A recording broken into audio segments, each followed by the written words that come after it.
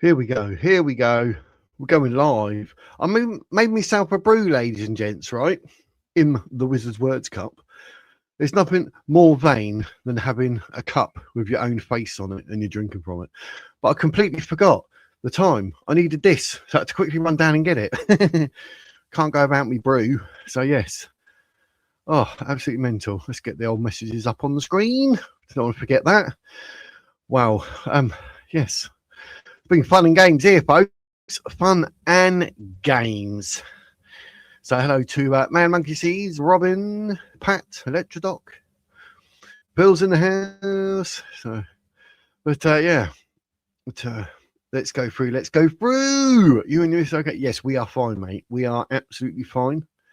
I've got all the photos ready. I'll bring it all up so you can all see. How you doing, Robin? Hi all. Thumbs up. Happy days. Oh, he's got his laptop ready. He's on it. No phone today. It's a laptop. Yes, we are okay. What's this? Islamists? Yeah, imagine that they find out who I am and where I live, but apparently not. No, apparently it's nothing to do with me geese. But we find out like you want to see what the police done. You're going to be in hysterics. Your actual house? Yes, my actual house. You're going to see photos of my front door, which I did paint black because the wife wanted black. But yes. Hi, how you doing, Phil? Hope you're well on this glorious Saturday. I wanted to phone you at some point this weekend, and then my missus was like, you can't go call him on Easter weekend. And I was like, what? So I was like, but I should have messaged you. I was going to message you actually, but you have to let me know, Phil. It's right to call you tomorrow. I know it's Easter Sunday. If not, I can call you Monday. Just I want to call you, obviously, and speak to you, mate. That's all. You know what I mean? You ain't done nothing wrong, Phil. You ain't done nothing wrong. I'm not phoning you, know what I mean? But yeah. So looks like it, Doc. Yeah, it does. Who is where you live? Did Ace have the holy trinity of large room glasses, sets in business, and blue hair? No. Is the answer to that one. Almost there. Good afternoon, Nelly. Hope you're well. What the hell? Yeah, I probably said something along those lines. Along those lines. Hello, people. I come in peace. Nice one, Slim. But yeah, everyone's fine, mate. Everyone's fine. The damage is literally like what you see. Criminal damage, I might add. But yeah, we always say hello to each other. Yeah, and the season of pieces. Yeah, the season. What's up, peeps? How you doing, Triggered Christian? Hope you are well. Try to get a few done before that. Oops, too late. Oh well. Wiz, do you own a big dog, mate? No, I don't. I ain't got a dog. Oh, yeah, Wiz is on. Yeah. All happy days. No, we got a picture of the car, but we don't know who done it. Which is really irritating. We're trying to work out why. But, yep, everyone is fine. Fine, Fox. Everyone is fine. Yeah, WoW was a thing, yeah.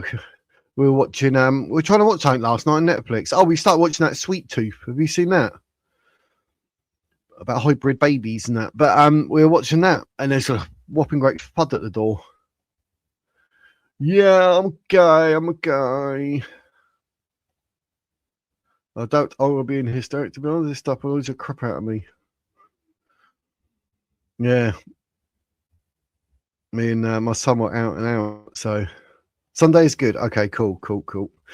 I know it's Easter Sunday. People are like, but yeah, okay, that's cool. It's all good. All saying hello. Was it a rival wizard? Yeah. How you doing, Jake? Hope you're well. Make sure I don't miss any. That's what we're hoping to get, the blooming license plate number, but it's a bit thingy. But maybe we'll get it off the people's CCTV. You'd think, but we think it's something to do with the daughter and an ex. We think, but yeah, but basically it's about 7:30 last night, ladies and gents. 7:30 last night. We're minding our own business, And apparently a car had gone around our little estate 3 times. I don't know, why am I doing 2 hands? Come on, Wiz. But the car's gone around 3 times, and then the 3rd time, obviously done the deed, but they were in a car. Apparently one of them got out, lobbed what they did at our front door and done a runner. But this morning, obviously, there's a tree in the park that's been caked in it. There's the pot of paint still there, and someone's got it all over their lawn. Do you know what I mean? I've got the photos of the car and that, but like I say, we think it's something to do possibly with the daughter's ex or whatever. But when it happened, like, my son's gone flying out there, and of course it's still dripping, so it dripped on his hat and everything. And I've gone flying out there. He went one way, I went the other way, and we're running around like trying to see. But at that point, we didn't know it was a car. We thought someone might have just walked past and run and just lobbed white gloss at our door. But let me bring the up. That's the car in question. The house of the person is literally sort of just to the right. You know, it's sort of looking over. Obviously, you can tell by the angle, can't you, where the house is? But yeah. But that's it, driving away. But the number plate's too blurred, so no one can do about that. But there's another look at it. But that's the car in question. It's a very nice estate. This is not the sort of stuff we expect around here in any shape or form. We just don't get it. But it seems a bit random because we're thinking like it must be a targeted attack. I mean, look at all the doors that are around here, blimey heck, and they just happen to choose ours. You know, in a car doing a drive-by splatting with paint. So we think, you know, it's something to do with an ex or whatever. But the car, we didn't know at the time. My son and I gone running out thinking it's just people, you know, running past or whatever. It's a Friday night. It's about 7:30. I've gone flying out the door, got wifey to call the police immediately, literally call the police. Like, but this is what they done. That was my lovely black front door. That's gloss all down it. It's all over the patio out, as you can see at the front. Wifey's new flower pot, the mat, carpet, the wall. Absolutely fuming. Some of it's at the top, but that's what dripped down on my son's hat. I've got it on my tracky top, like ruined clothing and everything, but basically, as you can see, it's literally just all just dripping down. So absolutely crazy, but yeah, but luckily, like, everyone, you know, the doors closed. Just to the left of this door was my grandson sleeping.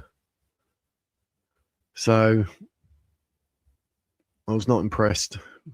But like I say, we went flying out. But yeah, we tried the AI. My son's girlfriend paid £8 on ChatGPT for an extra thing, and it's like, no, we can't do nothing with that. So that was a waste of £8. So how you doing, Robert? Hope you're well, mate, on this, whatever it is, what should we call it? Super Saturday. So, or shitty. How long was the response time? Wow. They never turned up, mate. We called the police at 7:30. They didn't turn up. Until this time, they haven't turned up. I will show you what the email says. So, DK, sorry. Well, you know, it is what it is, mate. You know, don't be sorry. Whatever it is, what it is, mate. But appreciate it. Yeah, it's bloody mess. Like, gloss, it's got to be the worst. It absolutely stunk. You know what that stinks like. But yeah, it's absolutely awful. What we think, it's the daughter that I think you can see in the photo. I think it's something to do with her ex or something. Said a relationship, and obviously, you know, we live in a day and age where people don't like to be told no, or, you know, jog on, you're an idiot or something. So yeah, they're definitely bar stewards, definitely. So terrible. I know, absolute mess. The funny thing is, though, It's to do, say, with her. Me and my wife, we've been attacked. You can see my hand lit, nothing else. Hello, but literally, like, what I don't get is like the attack is that attack is literally on me and my wife. We are the victims of this crime. We've got to pay for that. But anyway, that's it from the inside. Look, all over the carpet. Look, dripping down the carpet. Makes me laugh. So you know, they want to. Yeah, you're not a good decorator. I know I'm a bit messy there, mate. Oh, yeah. Honestly, I was fuming. Like that road you can see going downwards there to the left. I was flying down there. I did. My son went down there. He took the right. I took the left. But at that point, we didn't know they were in a car. We thought they might have been on foot. And my son and I, you know, we're both up for catching whoever it might be. My back and my leg, I've got leg issue. I'm trying to run limp. It was so funny. They would have been like, "Oh, what you can do, limpy?" But yeah, I don't know what's wrong with people. We live in a world where people just don't do it. I mean, just don't like being told no or whatever it is. They just don't like it. They can't handle it. Do you know what I mean? Oh, I got rejected. Oh, and now my wife and I, as you can see, I don't know what we can do with the front door. I'm gonna have to stand there for like 6 hours sanding it all down, but I have to take the letterbox off. That's ruined. We're gonna have to get new slabs for the pathway. My wife was like, "Oh, we need a new door or whatever." I'm like, "Well, no, not really. We should be able to get away. Oh, it's going to take ages. I've got an electric sander, but it's going to take absolutely ages. I've got a scraper when I used to work with Anglia and fitting windows, so I might probably scrape all that paint off the glass and that. Oh, mate, it's going to take ages and like." And it's cost a few quid, and that's all because there was an attack that wasn't actually directed at me or my missus, but we're the ones that are going to suffer now financially and with time. It looks an absolute mess. Missus, all she ever does is things to try and make the house look good and look better and blah blah blah blah, improve it. And you know, this is like an attack on her and I, and it was nothing to do with us. Try Grok. Yeah, that might be worth a go. So Grok's thingy in it. X. I have to ask. Yeah, probably get someone to do it for him or whatever. But yeah, we need to look into it and see. But yeah, it gets splattered. He will. It gets splattered. We don't know where he lives because my son and I would have gone round there last night and asked and sorted it out. But probably wouldn't be here going live if it was him. Like we knew where he lived because I would have gone round there last night. I was absolutely fuming last night. I would have got arrested. Put it that way. They would have come round to arrest me. Of course they would, but not for that. But yeah, terrible decorator. Loads of free sites. Yeah, try and. Give it a go. How you doing, Olga? How you doing? But you see the other like I say, the sort of the better one of the car is like that. Like you say, but the number plate, look at that. It's just like there's no chance.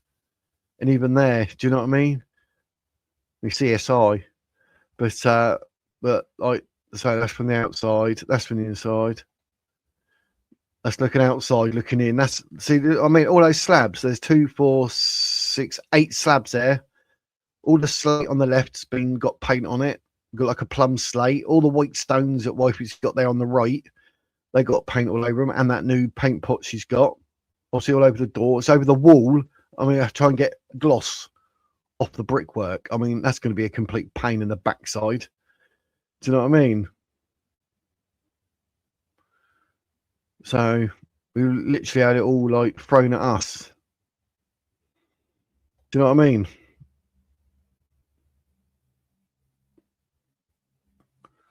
But there's nothing. I feel sorry.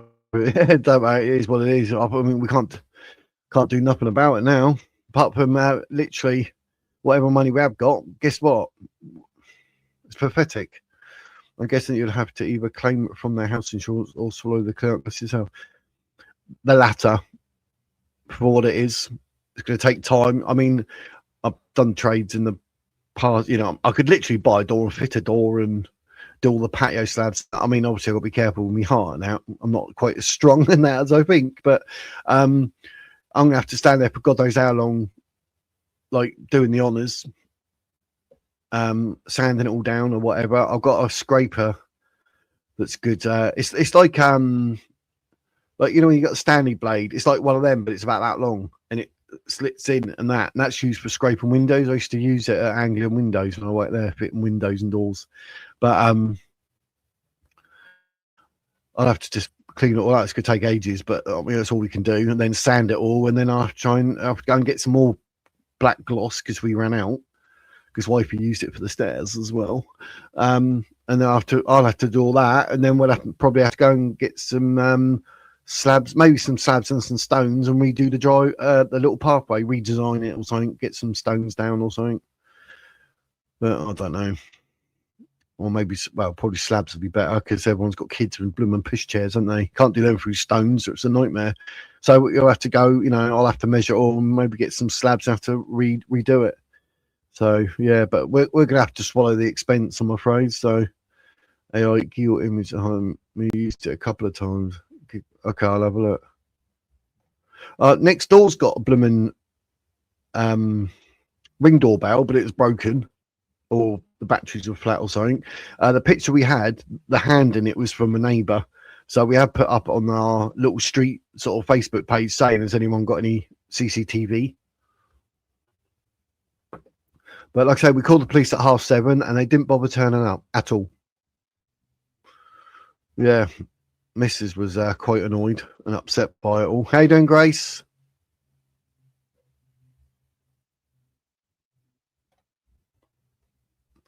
Oil based, yeah. I'll tell you, we need like white spirit, but what the police say didn't say nothing, mate. Literally said nothing. They said there's no way they'll pay out for this, even though it's damage and criminal. Yeah, we've got a crime number, but that's it. If you're trying to make a point, at least make it clear who you are. Where's that going?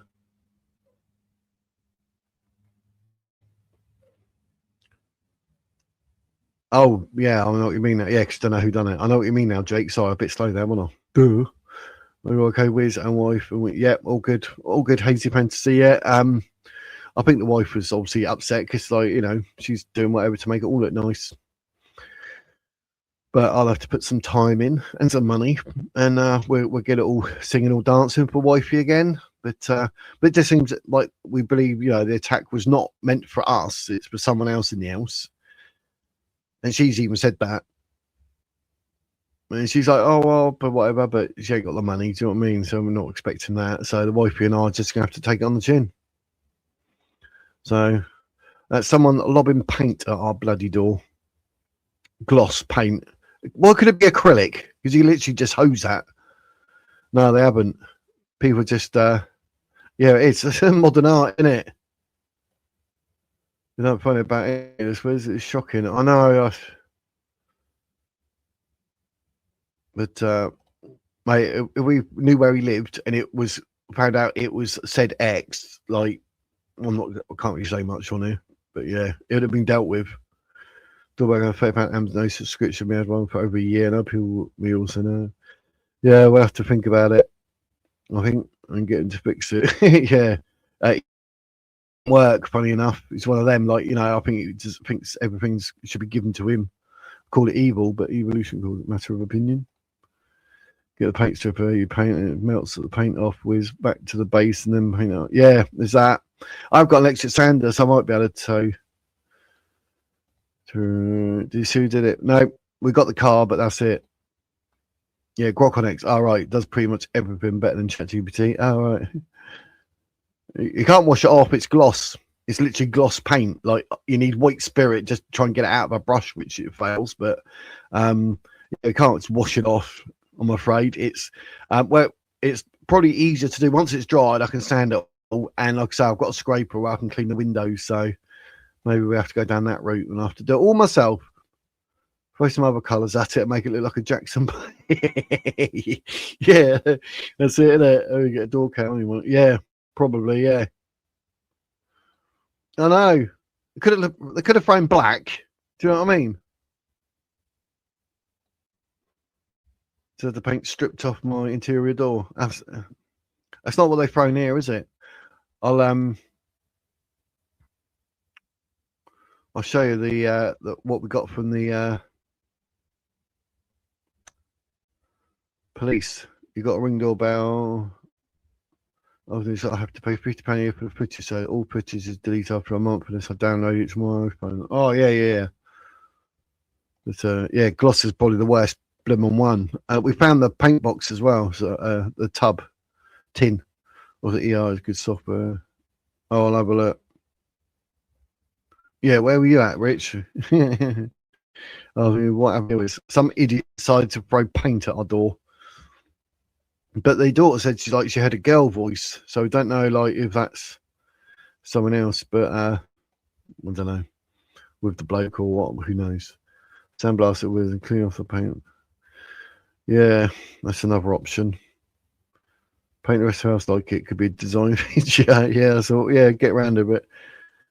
See now.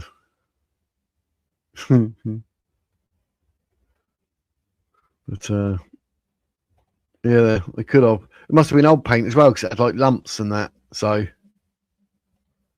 cheaper to make it good than replace it. Yeah, I mean, I can do all the work myself. I can stand there and just sand it and do whatever I need to do. So all base paint can still be washed. No, you cannot wash gloss off in any shape or form. I mean, if you get white spirit, you can do it with it, but then you might as well just get the sand. I've got a sander and it sort of sucks all the stuff up, so it'll be a lot tidier. So I'm probably just going to sand it all, and then do the honours. So, was there not ask what's that on your door, mate? Just say you're working on your new artwork. Yeah, I'm doing do landscapes. I'm doing a doorscape. So, but it's the opposite, mate, when it comes to gloss. Because obviously I used a paintbrush to get off when it's wet, like the main chunks of it. But it's best just to let it dry and then sand it. That's all you can do. That's all you can do. Hire a jet wash for the path, paint stripper and jet wash. Yeah, that's something else. But slabs, you can get patio slabs for about £3, £4. And if we only need 8, to be honest, I'd probably just pick up the whole drive, the whole pathway, and just redo it. Get some new patio slabs, and maybe it's an excuse for a new pathway. Do you know what I mean? So yeah, we'll have to look about, see what to do that. Put makeup on the path and brickwork for a day, then power wash it. Yeah, that's probably going to be an option. We'll be honest with that. You don't need this sort of hassle. No, I don't, mate. So I ain't got a memory card. Mine was over 10 years old now, but works fine. Yeah. So yeah, don't forget the Discord. Yeah, power wash. That's probably going to be you start GoFundMe or we can help with. No, I'm not that. To be honest, I'm blooming. There's me like sitting worrying about me bloody teeth, mate, and now we've got this. So, but I can put the time in, and because I can put the time in, and I've laid patios. I've done building work. I used to do doors and this and that and everything else, painting, decorating, repointing, brickwork. I used to do bricklaying. So basically, what I'll do is that's gonna be a lot of the cost is normally labour, but I'll do that. Do you know what I mean? You wait till you see this email I got from the police. But what we'll have to do is I'll have to put my time in. We'll get Easter done Monday, so Tuesday morning I'll have to probably start doing whatever I need to do. There's no point buying a new door. Nothing wrong with the door. It's a bloody heavy metal door. Do you know what I mean? Aluminium or whatever you call it. But yeah, I'll sand it all. I can scrape the glass clean with my scraper. We could buy. I think the pot of paint we got was black. That's only £20. So it's more time than anything else, isn't it? And then we get some new slabs.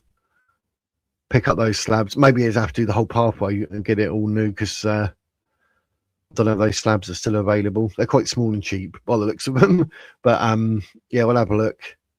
I've got a disc cutter in my shed, I believe. So we can get bigger slabs and do one slab, half slab, like that if need be, because they're quite small, those ones. But so that costs. But obviously, again, the labour will be me. So, but we'll have to see.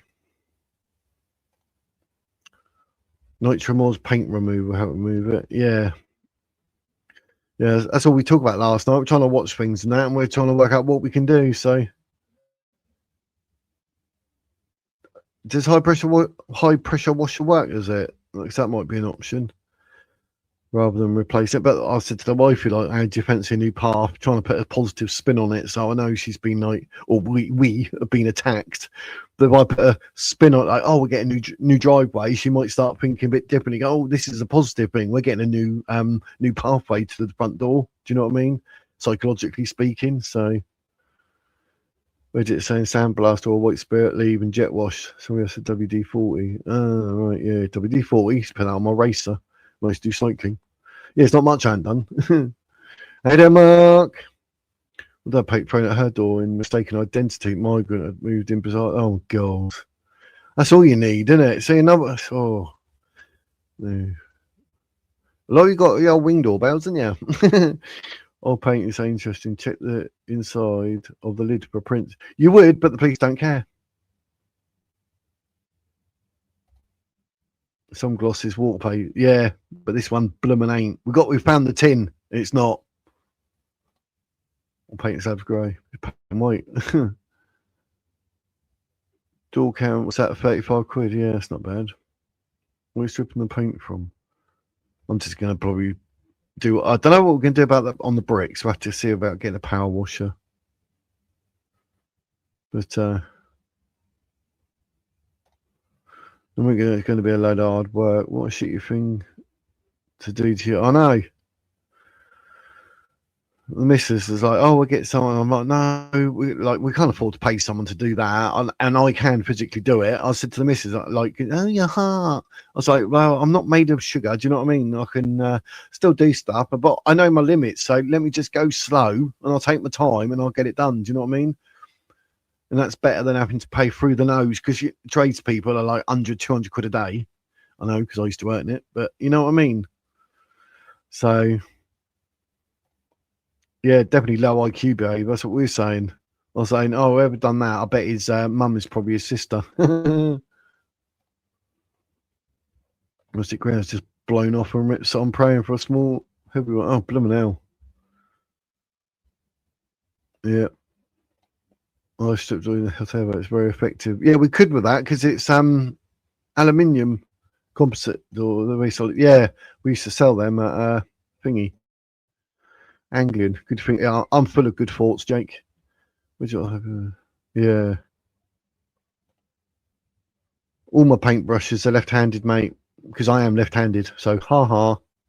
You should have said right-handed. You donut. But I know it's not wooden, no. But yeah, dip it and strip it. Head in, Helen. I'm sure that someone will give us that. I believe in karma, mate. So, £300 a day, is it, for tradespeople? Yeah, see? Yeah, by 130 bar will rip the paint off the bricks and flags. Oh, things happen. What can we do? Look, I'll show you. You want to see the email we got? I'll bring it up, cover my face. This is what we got from the police. And the bit worth reading, if I take the comments off for 2 secs, is where it says, my conclusion. Following a review of your report, I've conducted research on our systems and taken into consideration all reasonable lines of inquiry, but this would not meet the threshold to bring a potential suspect to justice. So basically, they've done nothing, absolutely nothing. Please accept my apologies for this. What, for doing nothing? As a result, our investigation is now complete. What investigation? What was the investigation? I mean, absolutely. We conducted research on our system, and that's the end of the investigation. Oh, mate, my missus got that. She went absolutely crazy. And I mean batshit crazy. Batshit bonkers. Like, your report is now being recorded on our database and will be shared with local officers, and should your crime be linked to other crimes, or our investigation team needs to contact you, They may be in touch. If you have any further information relevant to this crime that would support us in bringing an offender to justice, please let us know as soon as you can. So we got to do the investigations. We got to do everything. And then right at the bottom it says, if you become aware of any future information or evidence, like we've got to get it, we will review it and then let you know if we intend to reopen this investigation. Like, are you for real? Look, got the crime number and everything. Well, ain't worth poop. Ain't worth poop. They literally done nothing. We are very grateful that you took the time to report this incident of criminal damage. The details of the report will be shared with local officers and our intelligence analysis, meaning your report will help to ensure that we focus on the right problems in the places we are needed most. But you're not doing nothing. Literally, you're doing absolutely nothing. How useless is the police? How useless is the police? I was lost. I am literally lost for words. It's crazy, isn't it? The world we live in, the police literally do nothing. Yeah, that's funny because the son come round and said, the other son come round, said, "Oh yeah, have you Mohammed him? Do you know what I mean? How's your daughter feeling about this attack on your property? It's very intimidating when these things happen. I've had so much trouble from my ex-husband paying people to arrest me." Yeah, I mean, she's gutted, obviously, but I mean, she's safe here because she's got me and my son or whatever. She's safe, so that's all that matters. But she said, "Oh, I feel sick and I feel bad and all that." But like, you know, I'm not holding her responsible for someone else's actions. You know, it's happened because of her, but it's, you can't say it's her fault. Do you know what I mean? It's just, that's wrong. So I'm not that sort of person, but you know, it is what it is, and that's what it's like. See, people just don't. I mean, maybe they're still breastfed at their age. You know what I mean? They just like don't like being told no, so they just kick off. Oh, I feel butthurt because you said no to me and I don't like it. So yeah.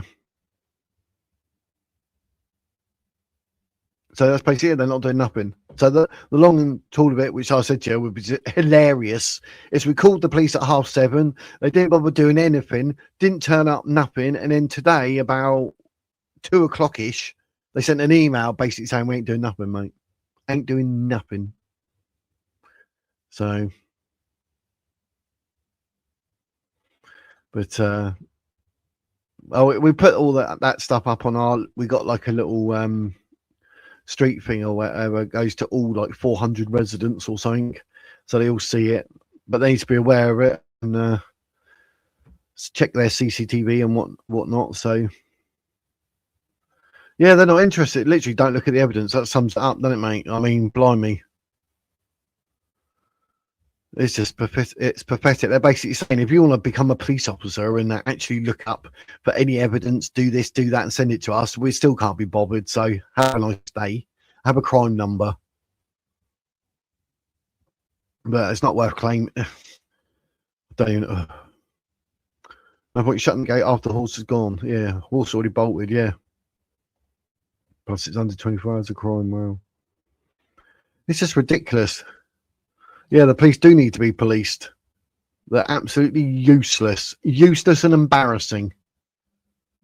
Well, it's impossible. My ex when I was in the refuge, but the evidence didn't meet the threshold. But now 3 other women have got together and he's going to go away. Oh, yeah, see? Oh, yeah, 1 woman, nah, 2, nah, 3, 4, 4. Oh, 4. Right, okay, we better do some work on this one now. That's something to police up left, right, and centre. Don't worry about feeling unsafe in the meantime. Do you know what I mean? Oh, they throw the book at him. Makes me laugh. Why do they? What I don't understand how anyone would attack a woman in any shape or form. It's like attacking a child, isn't it?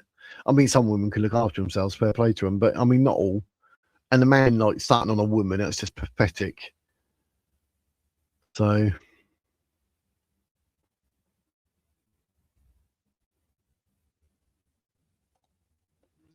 When my niece was 10, a junkie tried to walk in when mine was at the front door. When my niece was sleeping in the front bedroom, I had hold of that bastard without any chance to run, called the police. They didn't come. Yeah, mate. Even when I was working on the doors, I had someone pinned down on the floor outside because obviously they decided to go around punchy. So I got him out, whacked him on the deck because he's being a pain in the arse, got him in arm locks and that. I was there, mate. I was down there for about 45 minutes. And a police just obviously weren't going to come. So I just said whatever to him and made out I was Mr. Nice Guy and let him go. Like, just disappear. But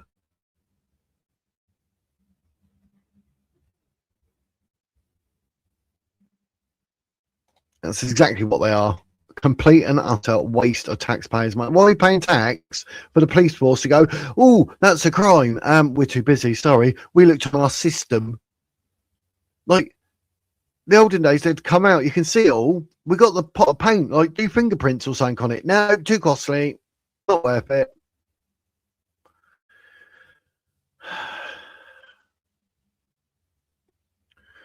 Yeah, Facebook crimes, isn't it? And X posts and all that. Yeah.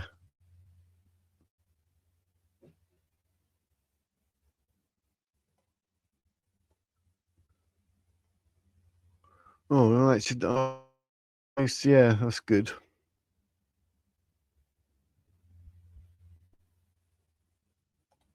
Yeah, that's also another. Yeah, that's one of the other angles that's been looked at because like a girl's voice was heard, so we're like, oh, but he might know someone, or he had the female driving him, or it could be something to do with that. Yeah, that is a good call, Defiant Box. That's the two angles we're looking at. But I mean, there's nothing that me and the missus have done to warrant that. Do you know what I mean? I'm not on the doors anymore, so no one knows where I live, but no one ever found out where I live. So I got no reprisals from that. I do this on Facebook, but no one knows where I live because no one's got my name. Do you know what I mean? I hope. And even like the daughter was like, hang on, I've got a feeling I know why this is done. So, you know.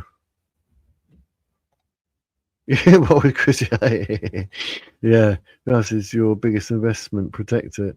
Yeah, you should have seen us go flying out the room. So, was I paying friends who left the police because they weren't allowed to do their job? It was higher up. Oh, yeah. It's ridiculous, isn't it? It's pathetic. Wisdom Go investigates. Yeah, God, Jake, are we on it? Most recent report of stalking I gave to the police didn't amount to anything. A drone was in front of my kitchen window. It held there for a few minutes. Oh my God, a drone. Wow. I had a CCTV footage of that day, Wiz. I'll show you. I'll show you sometime. Yeah. I bet that's nuts. Absolutely nuts. Yeah, it's all wrong, isn't it? But obviously, I better put the link. Well, that's me and my little thingamajig. But obviously, anything you want to talk about, whether it's like the fact that Prince Charles, King Charles, can you call him a king? Doing nothing for Easter. ISIS have called for attacks on synagogues and churches over Easter. Oh, there's loads going on. So whatever you want to talk about, you want to call in, make sure I've got my headphones ready. Yep. But see, there's quite a few of us here. They're basically victims of crime and nothing's done. And if it is done, it's done so far down the line when other offences have been committed. And oh,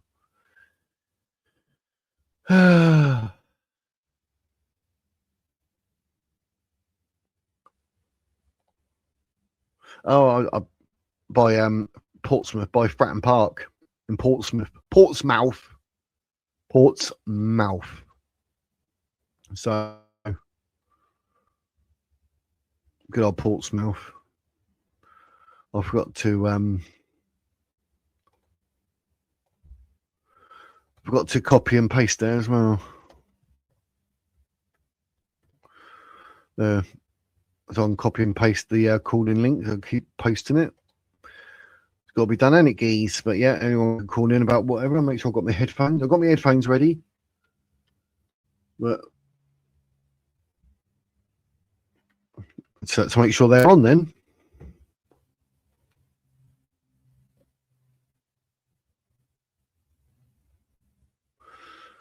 But you have to let me know if you think, what's it called? With King Charles's Muslim. You know what I mean? You know what I mean? He better keep losing his religion. Yep, that's basically it. Always.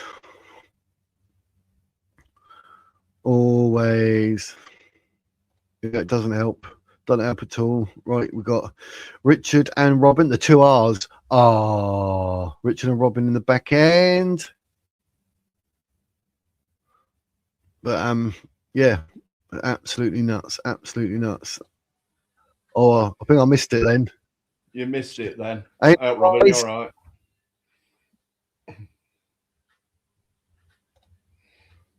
Oh, where am I? Thingy one today.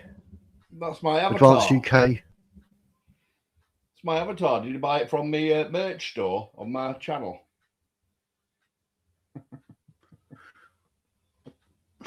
No, where did I get it from? Oh, the advanced website, wasn't it? Yeah, direct. Oh, that one's not broke then. It's not got an arm missing. Like your mother. No, it's got a bit of blood on the back somehow. Blood? I thought Phil had frozen there. Somebody been chucking. Yeah, it's got tiny bits. But I saw your Putin vid. I saw your Putin vid. I enjoyed it very much. Don't believe anything you see on the internet, but believe this. Yeah, good stuff. Good stuff. I enjoyed that. It was just to prove to people, you see, that it's easy to alter any X post or anything like that, and people are there like showing it as evidence kind of thing. Whereas they could very easily just use dev commands and change it, which is what I did. And I was also with 51st Dates. I don't know if you noticed him outside on me. just to prove to him, you know, that if he's listening to news and stuff that's on the internet, then people can easily change it. You know. You gave me my chuckle for that day anyway. It was good. Great, yeah. Did you not see me one for April 1st? I tried to avoid April 1st because I follow the UFC, and it was an absolute nightmare of craziness. Avoid the internet on April 1st because nothing you see is going to be remotely. Oh no, I know, but mine was done in the best possible taste. I tell you, it was about President. I actually pulled up an X post from December 25th, actually, of President Trump, and I even managed to change the date using the death commands. You know what I mean? Wow. To the day before, which was 31st of March. So I changed that and then said, I've decided now. Everybody knows it. Everybody hates it. Just like Trump would, like, you know, say it. Everybody hates it. I've decided to give a worldwide ban to TikTok and that. Right? It was just me prattling about. Yeah. Quite Incredible. Funny. Unfortunately, when I was reading it out, though, my microphone muted. I had to redo all my OBS stuff because I've changed my mics and my camera and everything, so it messed up a bit. So, but you could still see the posts are highlighting. You know, quite funny. So that happened. Did you read your Discord post, by the way, that I sent earlier, last night about 1 o'clock when I had some whiskey? I've not even been on Discord yet. So I keep forgetting I've got it now. It's so new to me. I'm like, oh yeah, quick. I put a link on so it comes up when I do laptop, but I forget. Yeah, if I remember right, the Rendlesham Forest guy, okay, he was on about, oh yeah, I wrote all this binary signals down that I got, right? Well, just because you're spouting a load of binary words, it doesn't necessarily mean that signifies like letters and stuff like that. Yeah, as in with the alphabet. Yeah, a computer needs to know exactly what bit of the computer you're addressing. You know what I mean? So I mean, it could be addressing absolutely anything. And then when they sent it back to the code breakers or whatever, who did the digital analysis of it, it said it were really quite gobbledygook and stuff like that. And then a lot of the characters ended up as question marks. So yeah.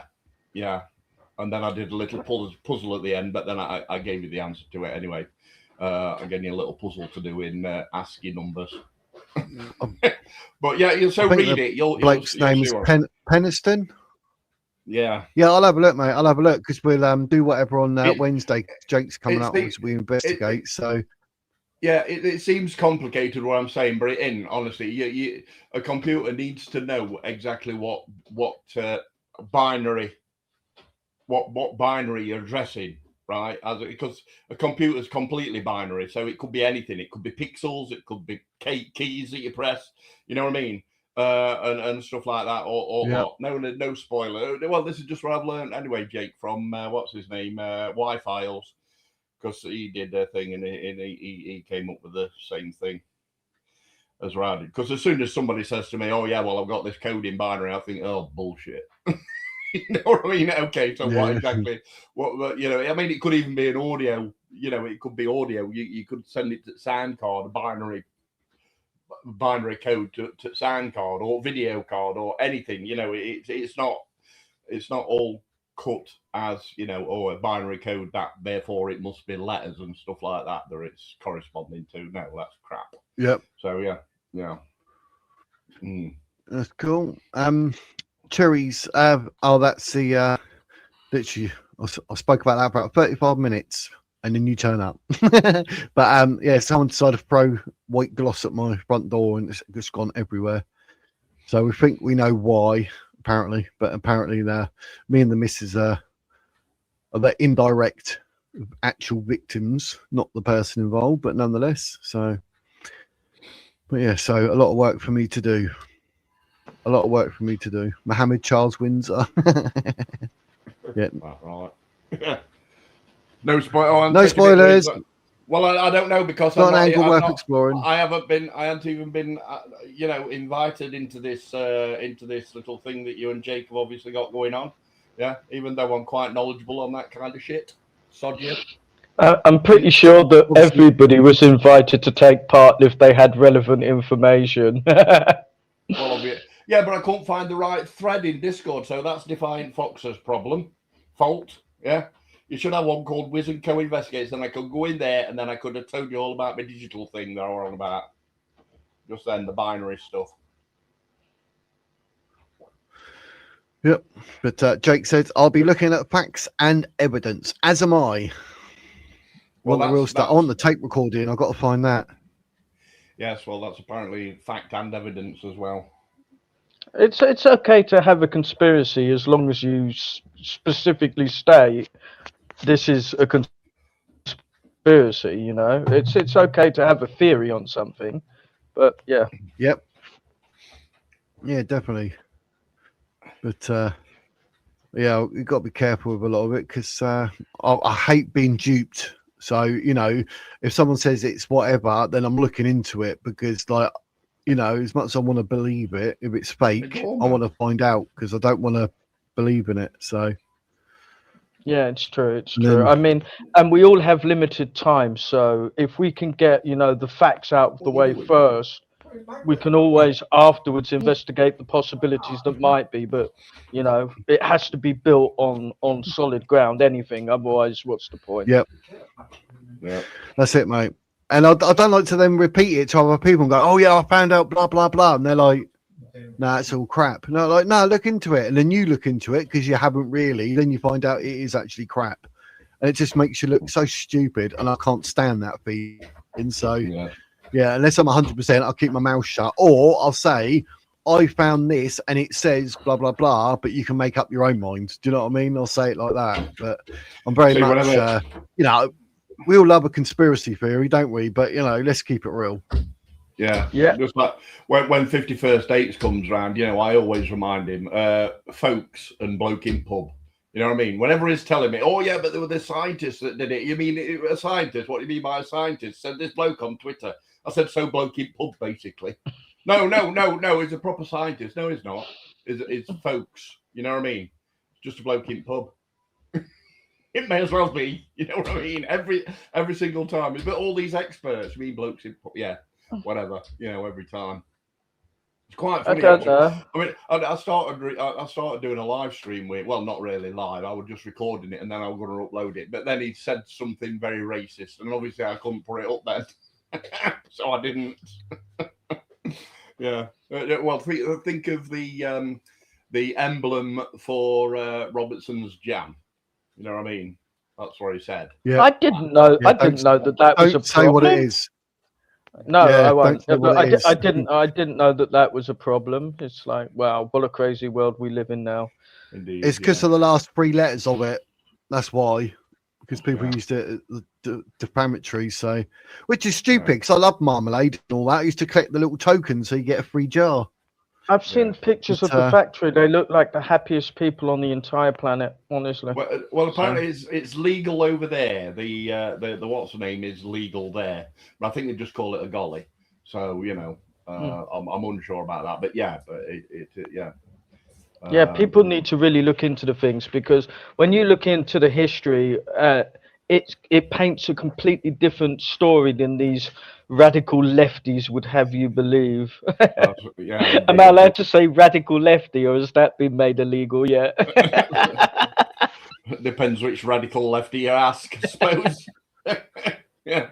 There you go. You see, that would be my cousin who's just fit the door back on. Same as I say, I just had the paint stripped off there, so that's why I said, "Oh, what a coincidence! I've just had all my paint stripped off my door because he's repainting them again. Like we're painting them white." So I just thought, "Wow, what a coincidence!"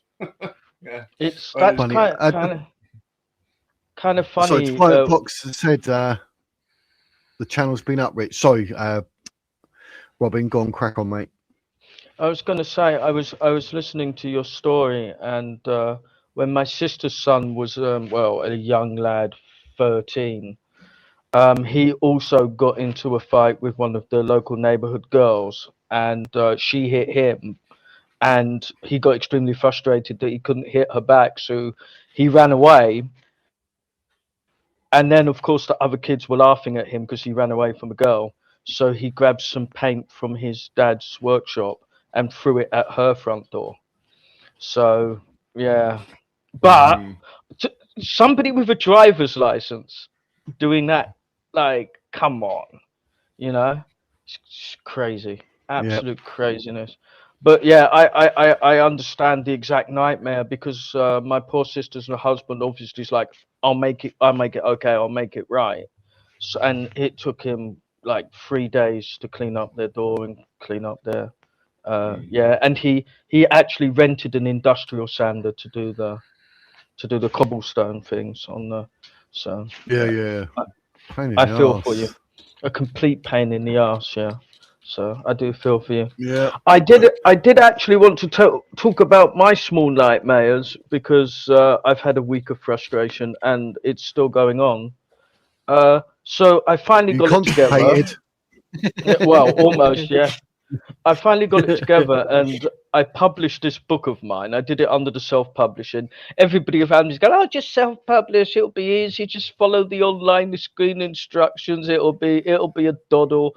And I'm like, "Yeah, I'm not sure about formatting and that." And they're like, "Just put it online, and then afterwards you can always go back to it, and you can kind of like republish. You can clean up the things that you didn't like." So dumped my book online, and I was extremely happy. I told you guys and all of that. And then 2 days later, there's this massive sign with a red thing up. You have to now show us biometric data, otherwise we can't pay you for this book that we've got. And I'm like, I don't want to. So I do what I normally do. I think just ignore it, it'll go away. Hi, Jay. So I tried to work my way around, re-log in, try to get past it. I can't get anywhere near my book now. And it says, well, if you don't like it, go to the Contact Us page. So I go to the Contact Us page in KDP, and there is literally nothing there. They don't have an email. They don't have anything. There's no way of contacting them. And so I start going online and start chatting with my AIs, like, they've done this to me, what can I do, where can I go? And there's like, no, you literally have to wait till the end date after not complying, then they'll kick you off of their site, and then you can complain about it. I'm like, well, that's a bit backwards. Why can't I just complain about it right now and say, look, you guys say that you cleared my book for publishing, then you must have at least read the first chapter And in my book, it says, I do not believe in holding people's data on their systems. I understand that you have to verify your identity, but you don't get to keep my biometric data so that you can do with, I don't know what you want with it. So I can't even complain about it until they've actually banned me from their site for not complying. And then I can write to the complaints department. I don't even know what biometrics is. Is it something to do with how many litres of blood are in your pocket, in your body? So it's still up. I'm looking at it now. It's still on Amazon, isn't it? It says Yeah. date 30th of March. Yeah. I'm so glad that. Yeah. I'm so glad that I put it free of charge. Imagine somebody was crazy enough to buy it, and I'm not allowed any of the money because I won't provide them biometric data, which is a passport photo that's measured out your face so that you can be. So they said that after, not before. Now, had they said that instantly, oh, that's beautiful, yeah. But had they said instantly, you're going to have to provide biometric data for us, I would have said, I'll choose somewhere else to go. No, they get my book on their site and then they start blackmailing me. Yeah, you know, they ask for my bank details. Yeah. Terrible. So if any of you were thinking of publishing with KDP, lots of people have said to me, oh, they didn't ask for mine. Well, obviously, they've updated their system, and now that's the new way that they do it. Can I ask what SPC is? What's SPC stand for? It stands for Social Prosperity Charter. Right. Yeah. You should have pointed that out on the cover. Because I thought it was some kind of room that, you know, back rooms or something. Ah, yeah. There's it is. Look, see on here. Yeah. There. SPC, Social Prosperity Charter 2027. Oh, I see. Okay. And the link to the website's there that has all of the information on it. Information, video, examples of the free vault system. I actually went there expecting to get some new glasses. I thought it was like Specsavers. I thought, here we go, Specometer. Yeah. And the spec literally comes from the SPC, because I was writing the book for quite some time and trying to make the stories engaging. And it was very obvious to me that people wouldn't say SPC for very long. They do something with it. So I just started calling it spec, which coincidentally is the word for bacon in Dutch and German. Spec is the word for bacon in Dutch. So I'll tell you one thing I did find out though. Do you want to join the bacon club? No, thanks. Hilarious. Files. What's it called? Amazon. I looked into that because when I finished my thingy book, Wizard No Name and the Book of Creation, it clearly states that once you do anything on Amazon, like self-published like that, no publisher will touch you. They won't want to publish a book because it's already up and out. So obviously that's why I refrain from doing it. But I did look into that. But I mean, it's always an option. I'm not going to self-publish or nothing either. So no. Do not go the Amazon route now. I'm telling you.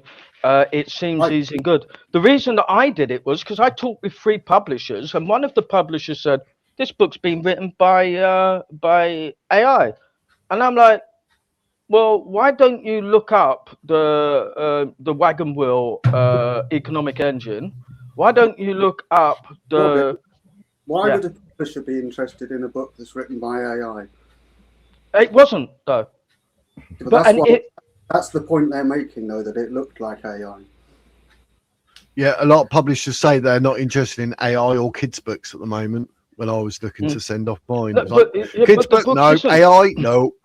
But the book isn't, and they asked me to send the first chapter, yeah. And I'm a really crappy writer, moreover than that. And there's loads of spelling mistakes and shit in it. Like, honestly, if AI had written that, plus it's got 3 revolutionary concepts in it. Now, if there's an AI that could come up with that thing, sentience has already been achieved amongst AI, I'm telling you, you know. And I've got it all documented as well. My entire process going through the book. They didn't even bother to ask. Isn't that looks like AI wrote it? Okay, cool. Well, yes, because all they're interested in is making money.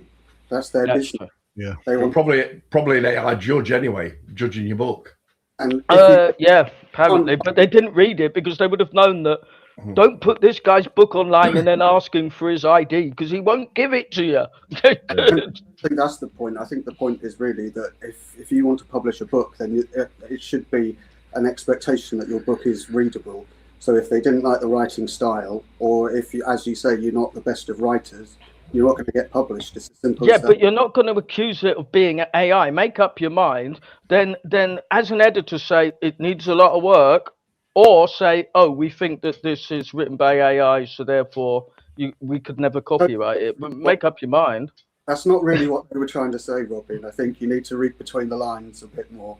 I'm a direct guy. I say what I mean and I mean what I say. So I hate it when the rest of the world doesn't comply. If you see what I mean. Did you drop the bit whereby we all need to get compensated for being born at all? Yeah, because Jake actually spoke about that, and people said that you're doing the right thing, but you're using the wrong words. It's not. It's actually child support now. Nobody disagrees that parents get given child support because eventually those children will grow up to be productive adults, and they will also use part of their tax money to support the next generation of children. Why should they? In history, children weren't given support. Parents went out and worked for the money. Why should they be given it for free?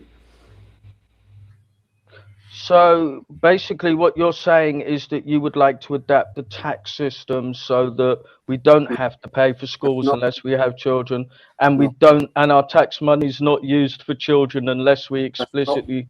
I didn't mention tax. I didn't say anything about that. I'm trying to keep things very, very simple. And I said that throughout history, people have not been given money for their children. They have had to go out and work for it. So when my kids were born, we were given a bank account for the kids with the government had put £1,000 in it, and then the kid could get it out when they were 18. So I gave that money back to one of my kids, and he got £1,800 in there. Obviously, he got £800 worth of interest. Obviously, it went straight out. It went straight. And then next thing I saw a Facebook post whereby he'd got engaged at the age of 18. He'd got engaged. He'd gone to bloody Skegness. Bought her a ring. I said, that looks very expensive.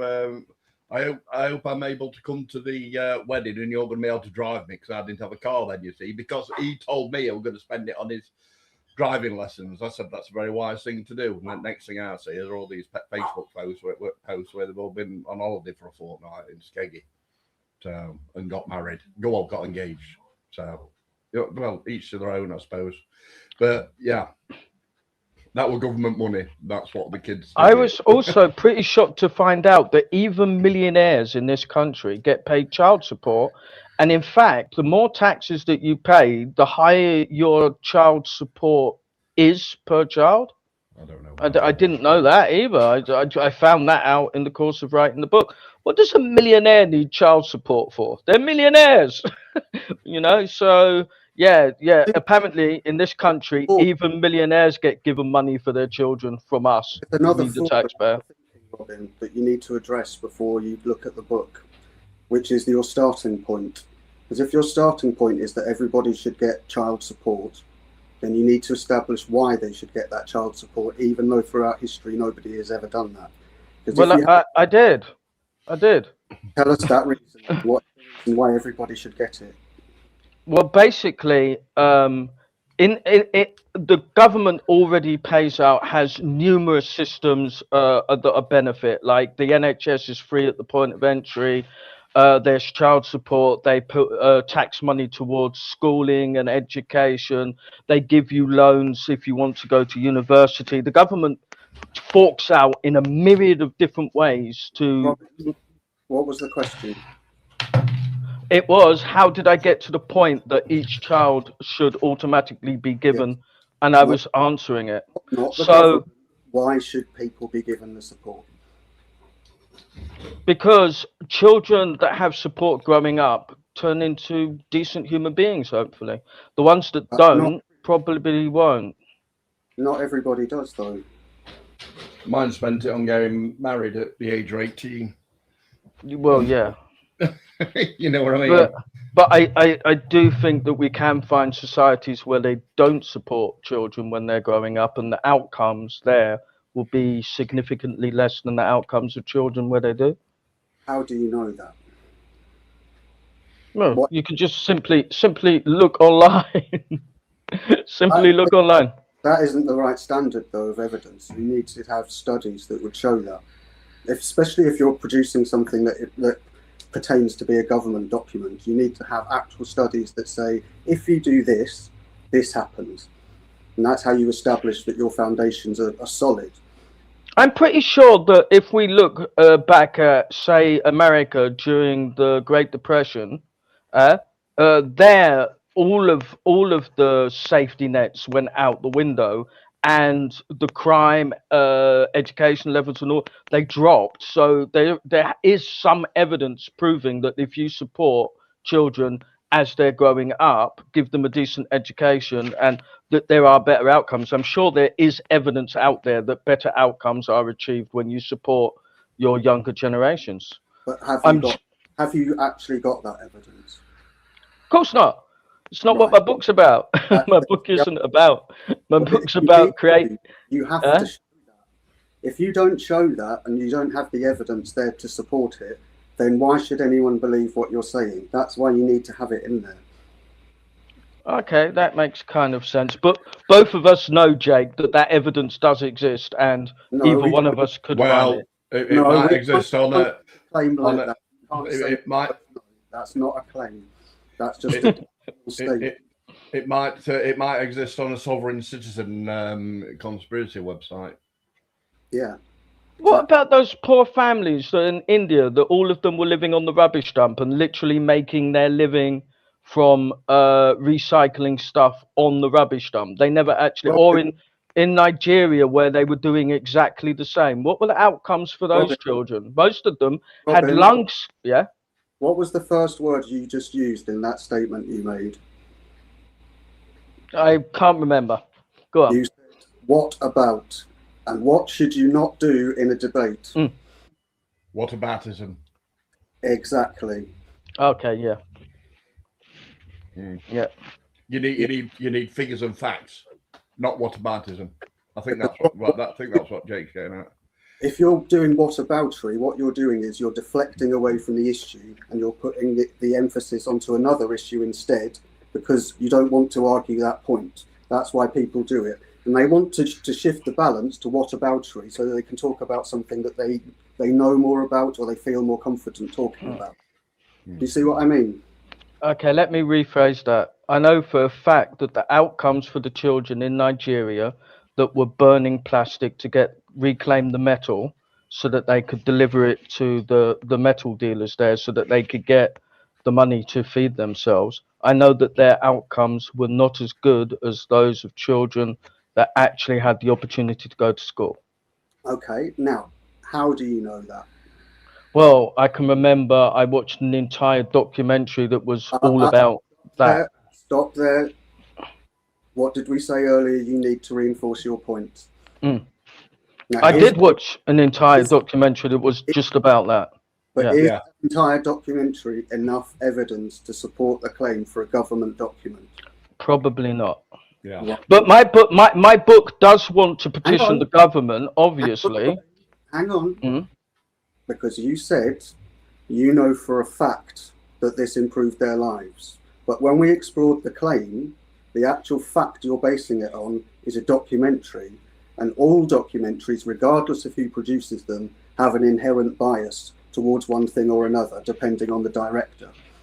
So in terms of evidence, watching a documentary might have been very entertaining. It might have been very educational. And it might have shown you what you think is sufficient evidence.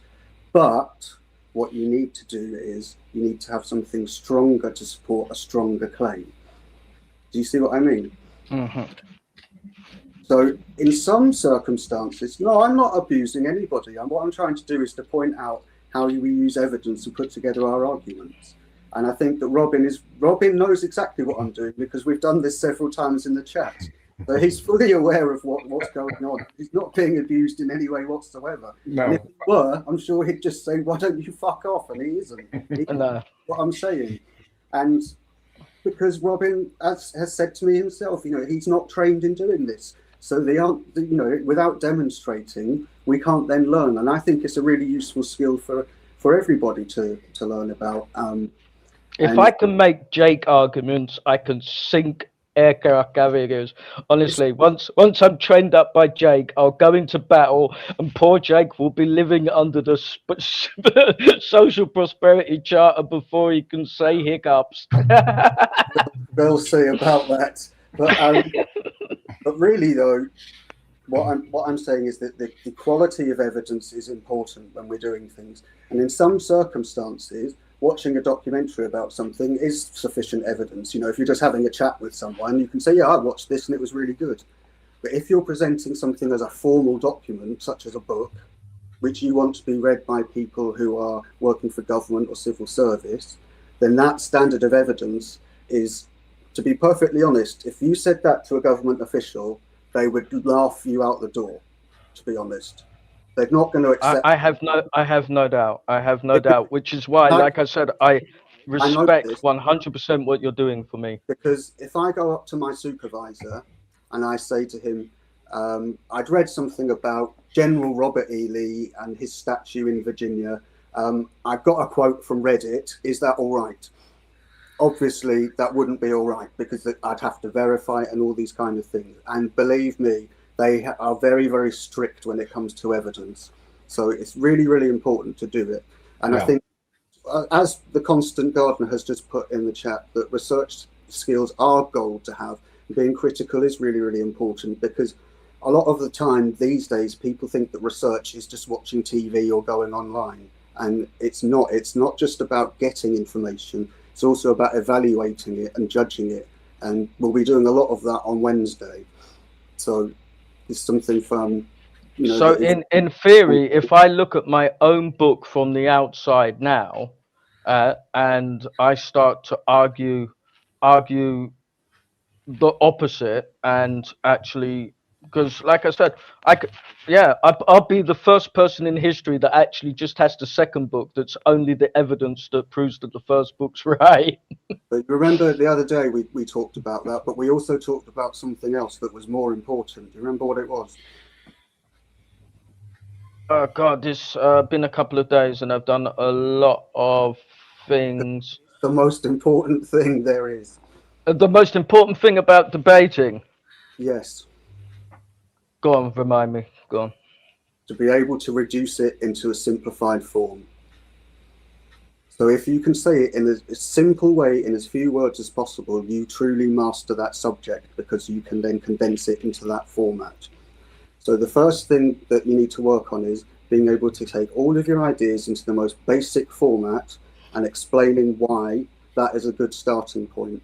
And at the moment, the starting point is that everybody should get child support. And I'm saying that isn't a good starting point, because it's making an assumption.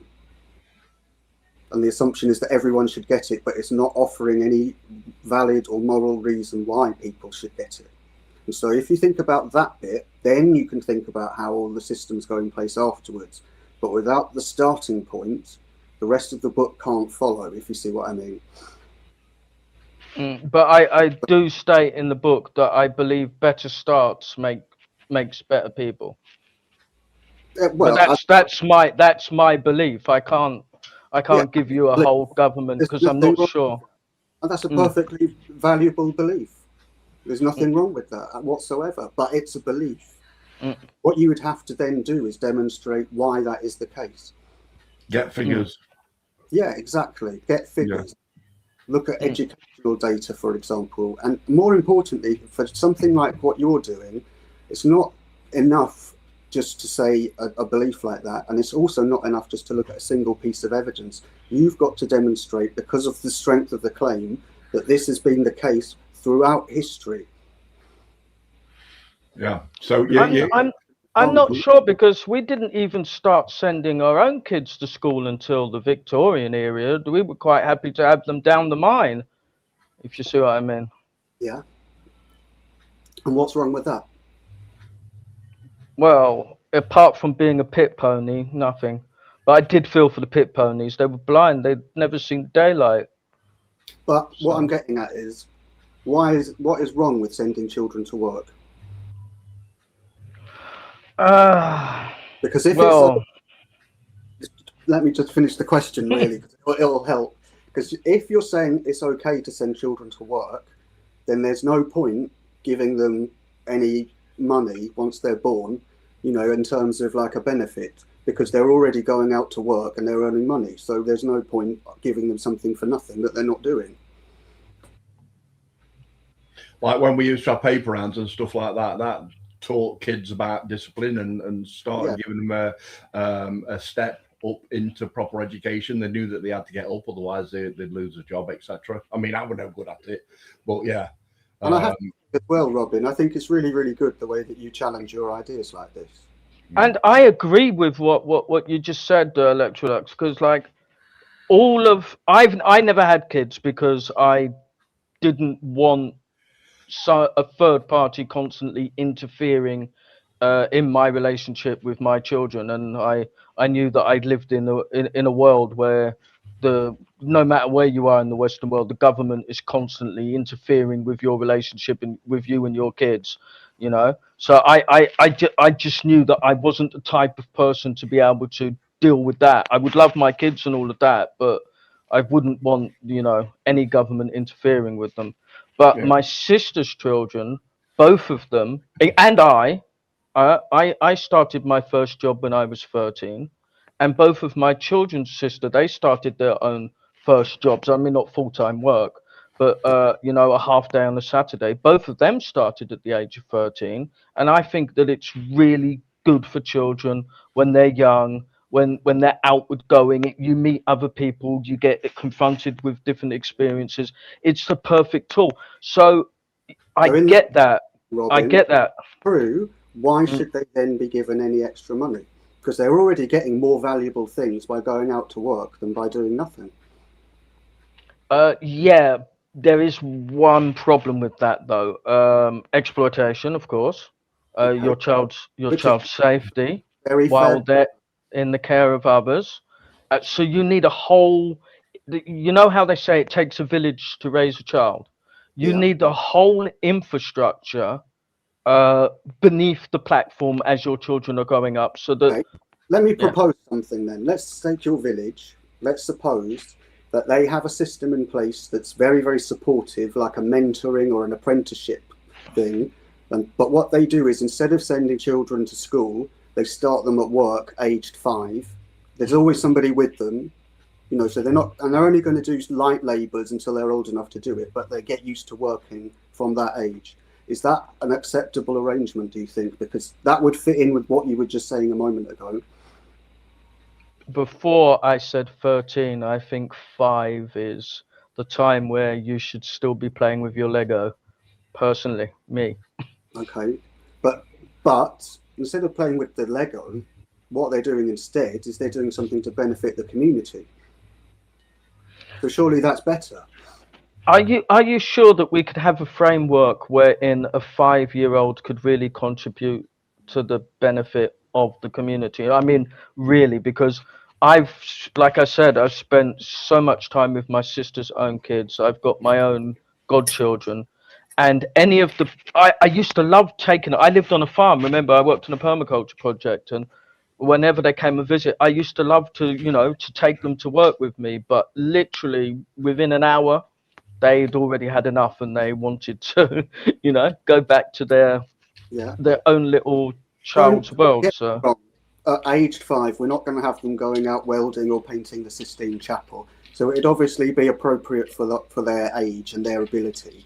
So at aged 5, for example, they're not really going to be doing much in terms of what they contribute, but what they're doing is they're getting used to the idea of contributing and being part of the team and doing something towards it, and building, you know, from that young age, this idea of work, and that you go out, you work to earn. and what you earn also benefits everyone around you. I mean, But am I in theory not doing that? All I'm doing is paying the child the wages up front and hoping that that will produce the best outcomes. okay, so let's think about that aspect. If you give something up front, does the person you've given it to have an obligation to repay it, or to do or commit their obligation? In my system, not exactly. No. Then there's a bit of a problem there, isn't there? Kind of, but you're giving money because you want them to go and work and contribute to the community, which is right. But not everyone is going to do that, as Richard said earlier. Some people are going to think, no, I don't want to do that. I'm just going to go and throw paint at everyone's door instead and ruin it for everyone, just for a laugh. Yes, but in that kind of situation, restitution would have to be made. And yes, I would strongly encourage docking the child's prepaid payment. I would strongly, so that they get the sense of responsibility. You know, I do something and that causes a harm in return. And obviously their parents will be like, now you've made everybody's life worse, because say this was a family of 4 and we had four times £81. And now because you did that to Mrs. Whatever, you're being deducted £8 every week. So now we all have less. So basically, you've just hurt us. Did you see what I mean? So it has applications. No, not really, because you made it too complicated. You got to keep it simple. There were too many ifs and too many buts, when really what you want to be looking at is simply the economic exchange of, is it best to have them go out to work and earn, or give them the money and then assume that they're going to go out and work? That's the principle we're looking at the moment. And so really, for your idea to work, there's got to be an incentive that forces them to go out to work. I don't think there's a very simple way of doing that. Yeah, I don't think that you need to force people to go out to work. We live in a society right now that essentially forces people to go out to work, yet there are literally millions of us that don't bother. We spend more time trying to find loopholes than we do just trying to get a job. Well, that's the point that I'm getting at, because in this society that we're discussing here, your village, someone goes out to work, they get some money, they can then go out and buy some food, they can eat. Someone who doesn't work gets given some money for doing nothing, they can go out and buy some food to eat it. Why should they be able to do that when they haven't done anything to contribute towards it? Surely they should have had to go out and work for it. Maybe 1,000 years ago, but since the Victorian era, that's been crushed. I mean, and it's been crushed almost uniformly worldwide. Governments charge people tax, and then they redirect that tax and give undeserving people handouts. Robin, we're not talking about tax. We're talking about simple exchange of labour for goods. Oh yeah, cool. That would be good, but we don't live in that world, do we? No, but that's the point. Every time we exchange our labour, there is a third man and a fourth man in between us and that are constantly siphoning our pockets. Yeah, and they not where we are at this point in our theoretical world. Those people don't exist yet. So we're just simple. Okay. Okay. Let's go back to the cavemen. Let's go back to the cavemen, right? Yeah. Yes, right. We know for a fact that in cavemen society, there were people that had terrible ailments that lived for years after the fact, after having a terrible accident or that, because the community looked after them. Yeah. Correct. Yeah. Maybe that was because of the respect that those people had earned in their younger years and the amount of work that they put in, so it got stored up for later. But yeah, communities should care about each other, because if they don't, it doesn't work, does it? Right. But so if we take that principle, which is I agree with, what about the opposite? What about people who just want to sit about and do nothing and eat everyone else's food? in the system you're proposing, that you're saying that that is what you actually want them to do.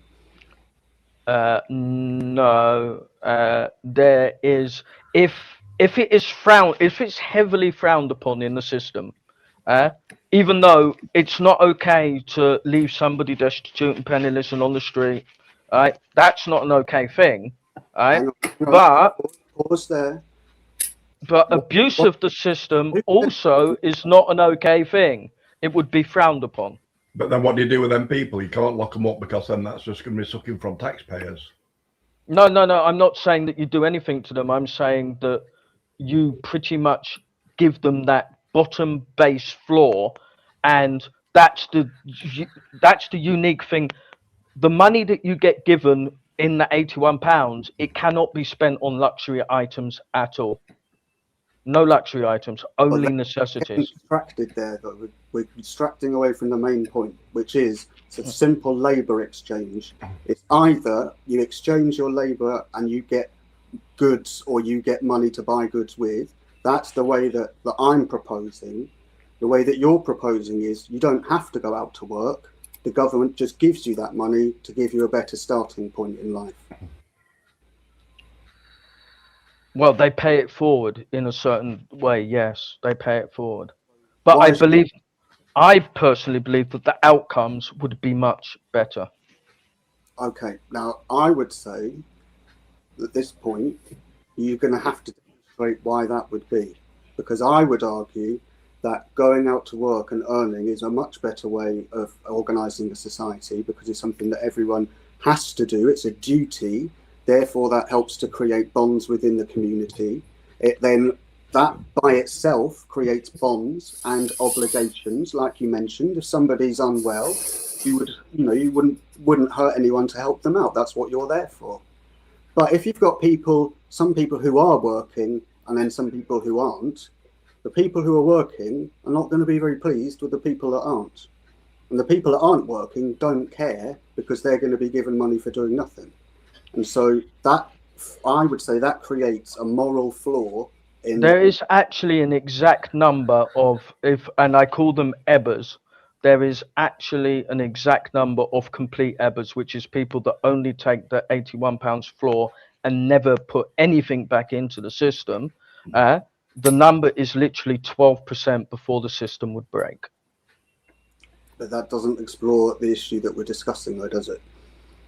Which is about exchange. Yeah, I think we've gone past the point of everybody being able to work, like Elon Musk discussed. Once billionaires actually manage to run all of their factories completely automatically, AI does pretty much all of everybody's thinking and is owned by 1% of the world. There's not going to be that much for the rest of us to actually do to warrant our existence. But I would counter it with, but yes, I agree. But we had exactly the same thing with the Industrial Revolution. And what happened was new jobs grew out of it and new careers came out of that. And it is very likely that that's what's going to happen with AI, that it will open up new areas of work that at the moment don't exist. I agree with you, but do you believe that once that world comes into existence, that we should totally remove the benefit system? Either you work or you die. Should we actually implement that instead? So is it really the idea of work that you've got an issue with? No, it's not that. No, I mean, more to do with. I suppose you could steal for the money, or who cares, as long as you're not dying at that point. You see what I mean? But if you get given a basic level of existence, a basic floor, then you've got no excuse to steal. You've got no excuse to be a burden on society other than that existence payment. But you have all of the opportunity to actually get out there and do something. And like I said before, in theory, if you could earn £100 within a single day, you would have actually made in that single day enough to cover your entire £81 floor. Well, never mind the £81 floor. We can discuss that. But at the moment, we're just thinking about labour. I would counter what you've just said about giving someone some money by saying, if you lived in the Amazon and were part of an Amazonian tribe, nobody there's giving you any money. It's because I don't have any. Exactly. So do we even need to have money? Oh, okay. So we're getting rid of the concept of money in its entirety. I mean, I could live with that. I think people would be much more interested to gravitate towards what I'm offering, other than let's just get rid of money, because I'm sure there's quite a few billionaires that would. I've spent my whole life accumulating this stuff. Hang on a second. With also, I'd like to pick up on what you said earlier about, you know, someone could earn £100 in a day in order to survive. Yeah, that's true. I could do that. You know, I'm a television engineer. If you had the concentration power nowadays, I've got mental health issues. But anyway, but the Chinese are now gluing screens together, and the most common thing that goes in a television is the LED backlights, the little LED backlights. Now I can actually get into the back of the screens, but they don't need to be glued together, because then that just ends up breaking the actual LCD screen, which is irreparable. That'll cost you the same amount as a new television. Now China are starting to glue their televisions together so people like me can't actually fix something like that. So what the heck are they messing about at? Well, You know I what I mean? also point out in my book that because of the system where people can literally just get a job for 1 hour a week, or 7 people, like if the job is 7 days a week, 7 people can share that job via the system that I'm proposing. You could just go to work for 1 day a week. And if 85% of the people within that community earn above the £81 floor, basically they put their money into the system and they just get it straight back out again, if you see what I mean. They're just, if that's true, yeah. Why bother paying in if you're just going to get the same thing out? It seems like a bit of a pointless exercise. Because I am hoping that people in that system can become so productive that there is a surplus in the central pot that can be used to invest in other projects. Big flaw. Slim, how are you doing? You're looking very trim today. I was literally going to jump in. Slim, have something. If you want to say what you want to say, Slim, then Bobby, and then we can come back to you, Jake, if you don't mind, just to let them jump in, because Robin's like, whoa. So let Robin breathe for 5 seconds. Slim, anything you want to say? And then Bobby, if you want to talk after Slim. Bobby, where were you at 7 o'clock last night? Or Richard could just talk over Slim. Sorry, Slim, go on. Bobby, have you got paint on the... The conversation has been quite interesting. There are no definitives to be given for some of this. Right. For some of these points, people who get nothing or get something for nothing don't appreciate it. They squander it, they waste it. This is all too often the case, and we see that in the way that they treat their surroundings, the vandalism, the rubbish piling up in the streets, the way they dump stuff in the Clyde, for instance. But every system has its plus points as well as its minus points. It's like children working can be seen as being exploited. I did deliver papers if I was an 11 or 12-year-old, right?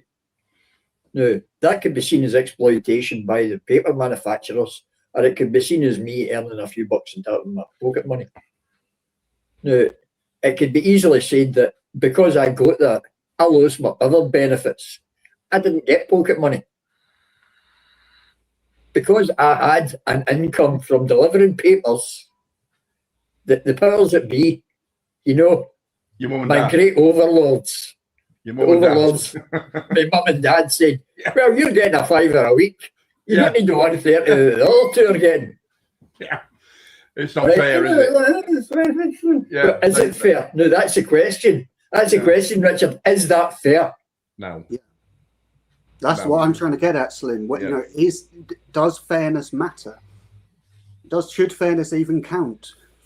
Well, fairness is important if you want morale.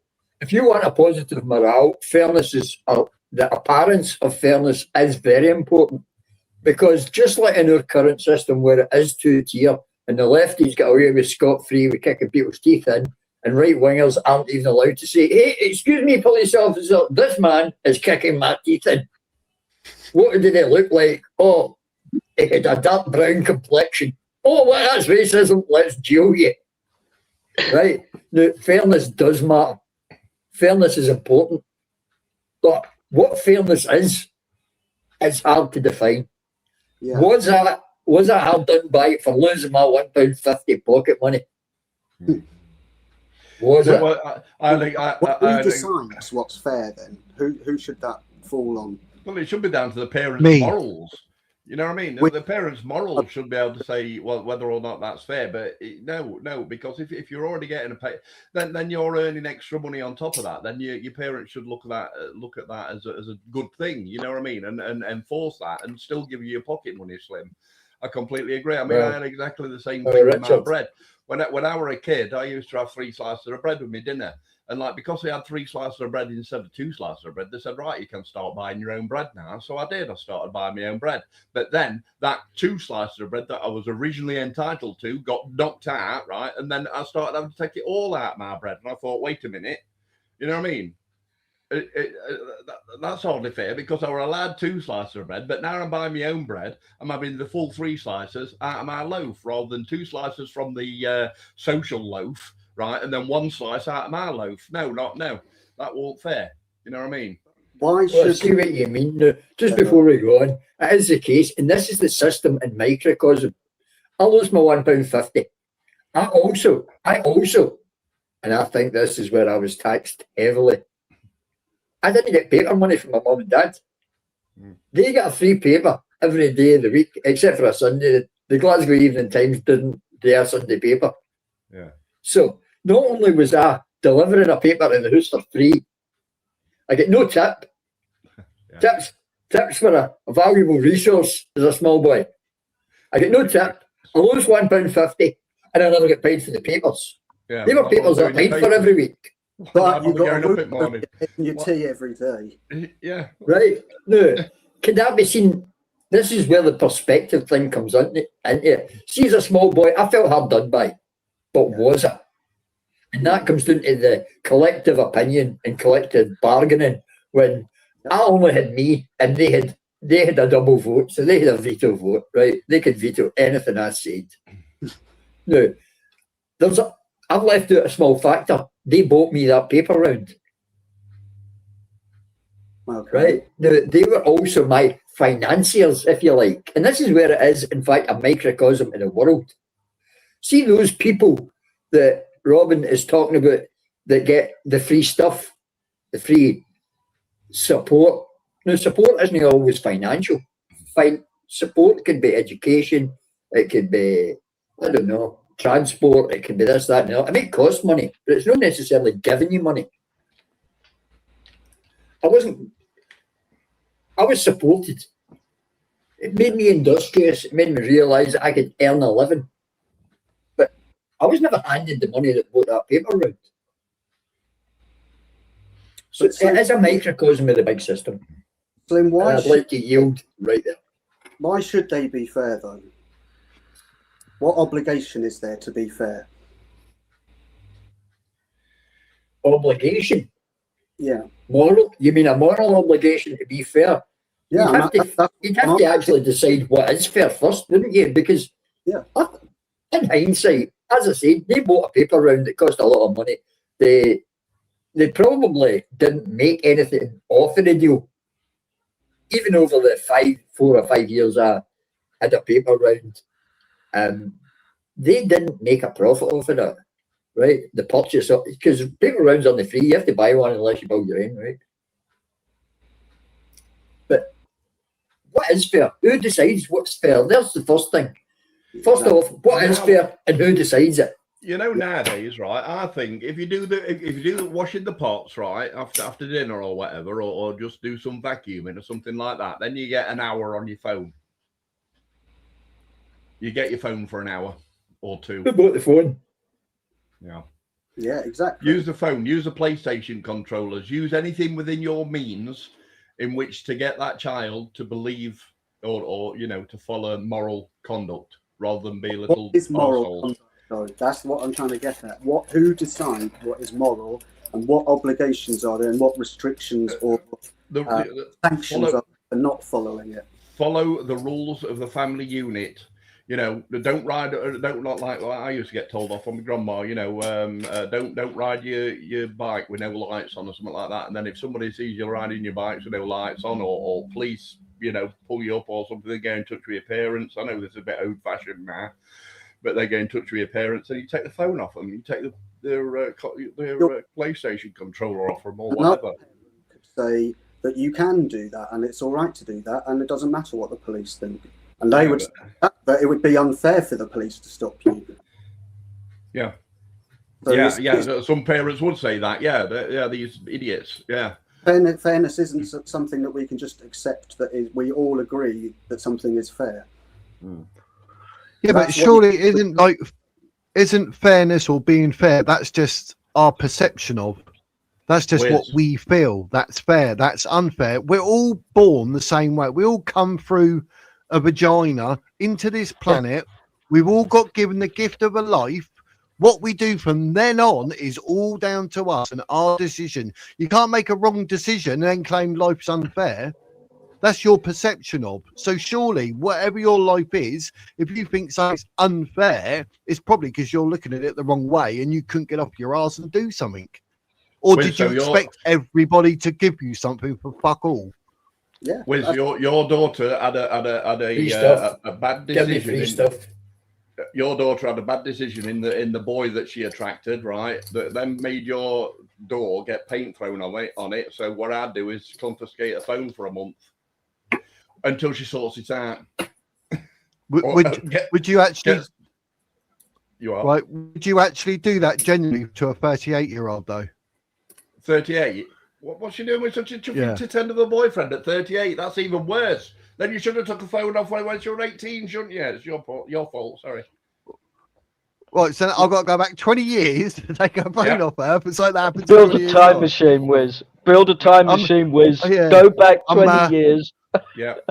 Bobby, she's here for reasons of safety, etc., which I'm not going to get into because that's her story and it's not for me to say. But I get you. Yeah, okay. I mean, I do want to add something. Yeah, go on. Punishing your children is also punishing yourself, because when you take that phone away or when you take the access to their PlayStation away, the amount of fallout that you get as a result. On the one hand, you know, I'm actually being successful. I've got something that they care about. Maybe they'll start thinking about things that I care about. I get it. But sometimes the punishment is more hassle than it's worth. Sometimes, believe it or not. In my opinion, that's weak parenting. That is. I think you should. You know, I mean, no end of people have said to me, "Oh yeah, I can't do that. I can't take the PlayStation controller off them because they'll get it back." Then take the PlayStation controller off them and the telephone and take it off them for twice. I think what Jake's saying is don't get them the telephone or the PlayStation. Send them out to work. They could buy it from themselves. Yeah, but what I would also like to say though is to hand over to Bobby, because when we talked about fairness then and where it starts and who decides in that, Bobby will have a very much clearer idea of what fairness is than perhaps we will, because he has got different belief system to us. Although yes. That he doesn't believe. Hello, fellas. Hope everyone's doing well this afternoon. Every time I comment, there's always something to do with age, isn't it? So anyway, so we're talking about work and when is it good for, or if it's good for children to work or whatever. So obviously, let's say my Indian kind of background. Obviously, I've given you the hints before that I used to work in my dad's shop when I was 8, 9, 10 years old, right? So I learned to run it and that then. You know, I used to help him out on the weekends and stuff. So I used to do that. And just before I got my national insurance card in school, around Christmas, one of my neighbors, he opened up a restaurant, right? A curry house thing, right? So then he needed somebody who could speak reasonably good English to come and help them, right? So he goes, look, like, would you help on that? I was like, all right, cool, let me give it a go. Obviously, I thought, yeah, better money in it when you're in school was like make a massive difference them days, right? Yeah. So I was doing it.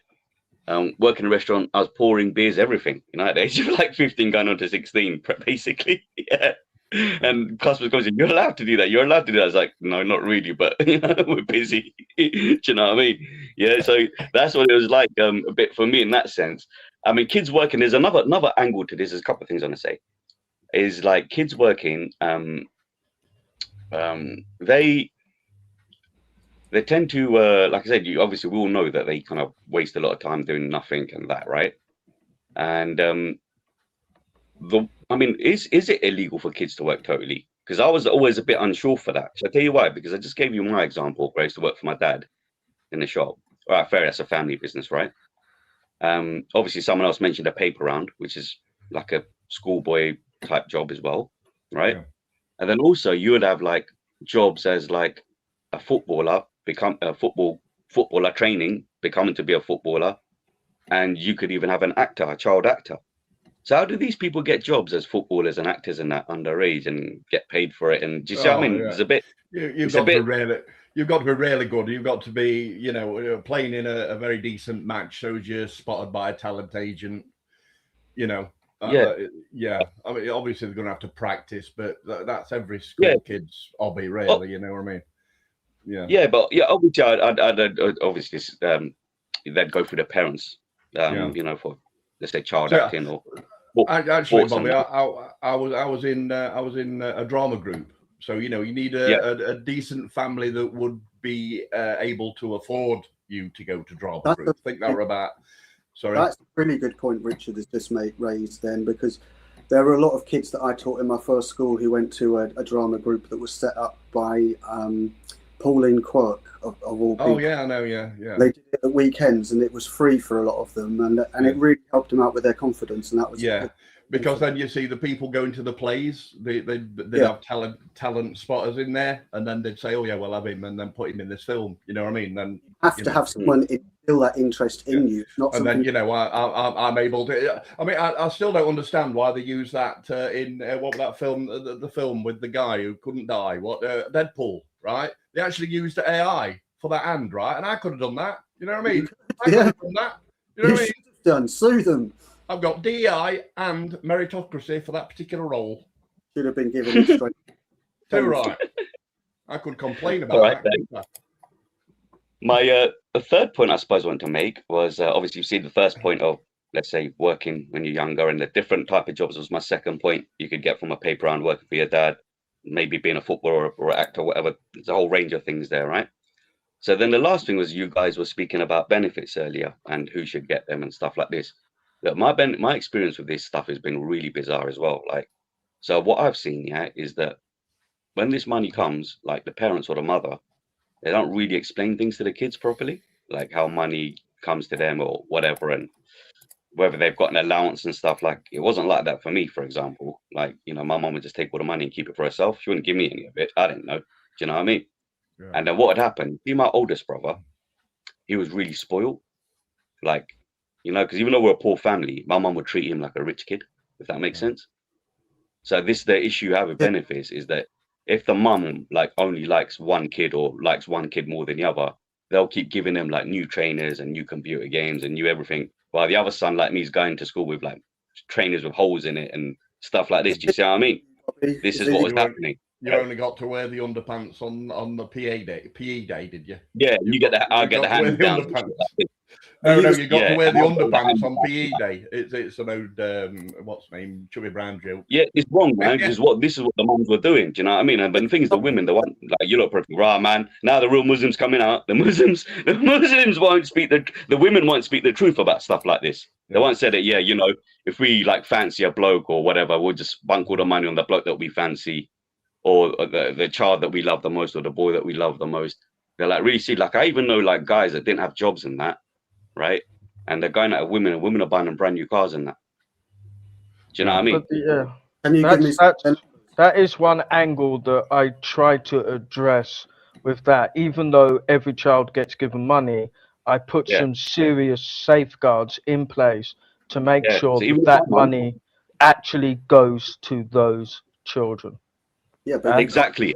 That's basically what my argument is, that it's not really gone to the children properly, and they're using it for bills, whatever mums want to pay on makeup, stuff for themselves, whatever they're spending on, is spunking it all on themselves. So even like other things would happen. Like, for example, my oldest brother passed his driving test. My mum bought him a flipping car, like a 3.5 grand BMW, right? And I was just like, right, that's good. And she goes to me, my uncle gave him the money, because my uncle was quite wealthy. You know, the one I told you about. He was quite wealthy, and he had like shops and stuff. He was quite fairly wealthy. So I thought, and he had a tight relationship with that uncle, if that makes sense. So, you know, I never really used to question it. But then I found out years later on that she bought him that car using all the benefit money that she never gave me, if that makes sense. Is he stuff like that? Bobby? Is he the eldest in the family? Yeah, he's the eldest. But then she'll lie about it. Then she'll tell him that, don't tell Bobby I gave you this. And I wasn't even an awful son. I wasn't the kind of person that asked for shit, asked for money, and that. I was really good. I never asked for anything. Just like when it's approaching my birthday, I'd ask for something. Like, Mum, can I have this or can I have that? You know what I mean? That's a specific cultural thing here, isn't it? To do with the eldest. But yeah, generally, I think women are like that as well, though. Generally, they're a bit flipping lie a lot. Like, do you know what I mean? In my experience, I used to be one of these really nice gentlemen, Asian guys, and a Muslim guy, that, oh yeah, heaven's at mother's feet and all this. I was taught all this stuff, right? And you know, all of that stuff. I was taught all this stuff, yeah. And like, oh, you can't do this, you can't say this to a woman, you can't swear at a woman. Do you know what I mean? Like all this stuff. But they were allowed to just lie and that, and people, they would just get away with it. Even in the workplaces, like women would make up stuff about me, and then the managers would believe them. Do you know what I mean? And it's really bad. It's a real, like, look, it's, I suppose a little bit's connected with like that kind of like women just being deceitful and that as well. Women cause an awful lot of trouble in workplaces. That they've been particularly deceitful, or certainly no more deceitful than men. Yeah. In fact, in my experience, that the most trustworthy people that I know have been women. You're very lucky, man, because I never used to notice that they were causing me trouble. Like even in my workplace, they'd be putting poison in my manager's ear when I'm out of the room. Like, I didn't realize it was them because I just thought they were lovely women. Do you know what I mean? We all had a mother, and I'm pretty sure that without her support, none of us would be sitting in this chat right now. So women aren't that bad. Yeah, no, I'm not saying it's that. I mean, obviously, like I've just seen like the inconsistencies like that. Do you see what I mean? Myself, and I have a hard time trusting women now. Totally, like Muslim, non-Muslim, whatever. Because wherever I've been, they just like made my life a bit no miserable. idea what a mother is. Ain't got a clue. You'll be a rich man, Bobby. You'll be a rich man. You just stick to doing that, mate. You'll be a rich man. You'll hardly have any grey hair like me. Look, I'm still single. I've got those already. Too late for that. That's probably work. That's probably just work. There is. I mean, obviously, I don't want to go too heavy-handed, but I did notice this, you know, like from my, you know, experience. Do you know what I mean? You know, I just thought it's a bit unfair that, you know, you do that and then you lie and certain people get certain things or get spoiled or get like a brand new car. Well, not brand, they get a car for nothing, second-hand car for nothing, a good car. And then I'm made to believe that I have to save up on my £3.50 an hour shelf stacking jobs in Iceland to save up for my own car, because that's how I believe that my brothers did theirs. Do you know what I mean? I didn't know that they just got their shit for free. You see what I mean? So they get treated like middle class, and some people get the austerity and get treated like the poor person. Yeah. You see in the family. Are they very superficial Muslim women? Yeah, Muslim women are, in general, especially the modern ones. Okay. Like, there's a certain amount of laziness in them. Yeah, where they kind of don't really want to do much or don't really want to interact much with society and that. There's a bit of a bitchiness with them, and there's a massive ego thing and an expectation thing. And, you know, and then like, so my biggest bugbear is that they think it's optional to tell the truth. But the marriage... That's been my experience. You know, rather than just being like that, be transparent. I mean, my only experience has been Lubna, so I can't really comment on what Muslim... Lubna is actually a good quality woman in general, like for a woman and an Asian woman. She was actually one of the better women I've met. For sure. I've been extremely lucky. I've been extremely lucky because I lived for almost 9 months with a Moroccan Muslim family from the Reef in Morocco, and there were 2 ladies of the house, and they knew what was expected from them, And they didn't go out to work. The men went out to work, but they did everything in that house. They did the meals, they did the things, except for when the men wanted to show off, like say the sugar feast for the end of Ramadan. Then the men wanted to show off, and they wanted to be in the kitchen, and they wanted to have all the shine. But ultimately, Who do the women show off to? I was raised here in London, right? So ultimately, it wasn't that different. Obviously, there's a couple of different rules about because of the obviously the Muslim angle. You know that when you eat together, you eat Bismillah. You know, you don't use your left. There was stuff, but generally speaking, there was absolutely no difference between those Moroccan people and everybody else that I knew in my life. Really not. You take away the religion, they're just like us. Yeah. I mean, I know most people generally are, you know. But even these like general like rules of like eating at the table and that, you know, like a family and that, you know, people like your mum to break up and things like that. That you know that I found quite nice to do, you know, at the end of a week or whatever. So like certain people might find be like, oh, I don't want to eat at the table. What if they eat at the table? I want to watch the TV and have my dinner. That's what my oldest brother was like. You know? If that were me, if that were me, I'd be clipping out here, and then something would be confiscated from me, and I'd be grounded for a week. Exactly. Yeah.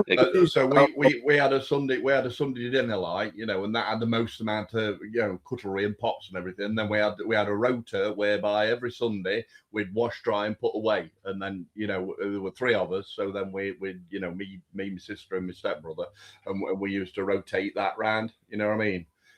Any messing about or moaning about it? Well, you didn't. There were no moaning about it. We just did it. You know what I mean? That was your pocket money, £1.50 pocket money for doing that. You know. Bobby, these women, they like to be superficial, so they like to get dressed up, I guess, and wear lots of makeup and all that kind of thing. What I'm finding hard to understand, and maybe you can help me out with this, is if they don't go out anywhere and they just do the house, when they get all made up and all that sort of stuff, when are they doing it and who are they doing it for? Oh, right. Okay, I should be able to answer this because I've got sisters and cousins that do all this stupid shit. Can I be totally honest with you? My guess, it's just like them trying to like replicate things they see on TV. Like, for example, like Bollywood films and that. I think it's just them just doing play acting and theatre, you know, in the house. Oh, we can dress up like that. We can look like that. I can tell you exactly why. Because whenever you get a big group of women that live together or in close proximity, they all have to know what the pecking order is. And part of the pecking order is who can put their makeup on the most proficiently, who can afford the most expensive clothes. And there's even brownie points for who with the minimal budget can look the best. Women are constantly competing with each other. And I would base it on the experience of having worked in 4 girls' schools, that is not the case. They do not instantly decide on what a pecking order is. Of course, they will decide on who they think is good looking and things like that, but there's not an established pecking order. There's usually several pecking orders within a larger society. And I don't think it's fair to reduce to women in such a way, really. But I understand the point that you're making. And it has a much greater value in female company than it does in male company. That I will say. Appearance does, yes. Yeah, appearances are everything. When you find with men, the guy who's the highest in the pecking order will be the worst dressed with the worst manners. With women, doesn't work like that. They have a completely different notion of what society should look like. I don't think that's necessarily true. I don't think we can say that the one at the top would necessarily be the scruffiest and rudest. There's no reason for assuming that. It could be the nicest person. It might since when was the nicest guy the guy that was on the top? Come on. I'm lovely. I'm lovely. I'm nowhere. I'm right on bottom of the pile, even though I'm sat next to Wiz. You know what I mean? I just look like Jabba the Hutt in this. I'm at the bottom of the pile here. Yeah, and you're lovely, aren't you?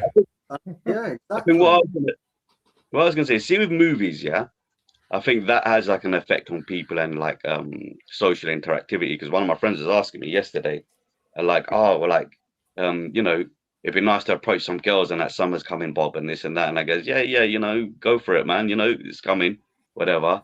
And I go, we just got into a conversation. I said, yeah, because the only thing is, because you know, I've got to a part of a conversation. I goes, yeah, no, in the movies, like you always get like, you know, a bunch of girls in the uni or college or whatever, and you get a cool American guy just going up and chatting up, going, hello, ladies, you know, this and that, yeah. And I goes, real life isn't like that, because you do that in England, you got up to a bunch of girls, you think, oh, I like to look at them.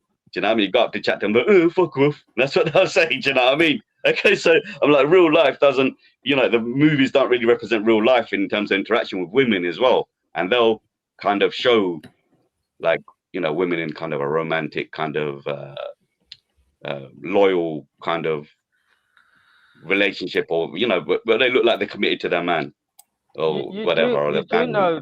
You do know like that in real life. You do know that the Sumerians wrote extensively about daily life. And I watched a documentary the other day that they translated from just tablets that they'd found about ordinary people doing ordinary things, breadcrumb. And honestly, in those 6,000 years, nothing has changed. Nothing. Except television. But our interactions with each other are... Things apart from television that have changed since that 6,000 years ago. Quite a lot has changed since then. Yeah, but the interactions... The organisation of society is completely different. But the interactions between people haven't. They were complaining about their boss, complaining about their work, complaining about their husband, complaining that younger women were trying to compete with them. That hasn't changed. It's been the same for 6,000 years. What does it tell you about humans? That we don't really change. And so if we've never changed, and we've never had a fair system at any point, at any time, why is your one going to work? I think, first of all, we now have the technology to do it. 10 years ago, it wouldn't have even been possible, what I was suggesting, because having everything within the system being catalogued, every payment, unless it's luxury money, all of that £81 floor, we know exactly who did it, when they did it. Everybody knows exactly that everybody else gets that exact same £81 floor.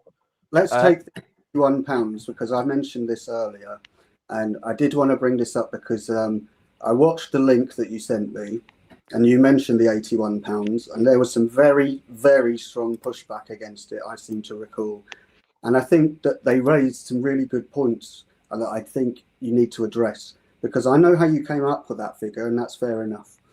But I think that when you're talking theoretically, you don't need to give a figure, because it could be any number. I mean, why does it have to be that? It could just as easily be 1 million. It's not really going to make any difference. And I think particularly using the 181 is such a bizarre term that I think it's just going to completely throw people off. No one, if you say, I'm going to give you a set amount each week, no one would ever think of a number like 81. They'd want something more rounded.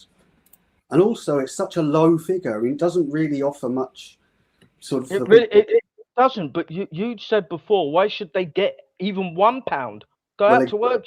That's what we need to establish first. Why should they get £1?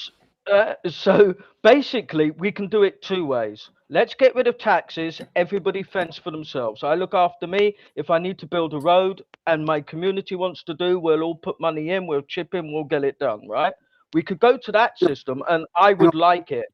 But But why would people pay in? Some people won't. There will be people that would endlessly recycle their £81. And more importantly, if you suddenly brought in a drastic economic change like that, what would happen to the country?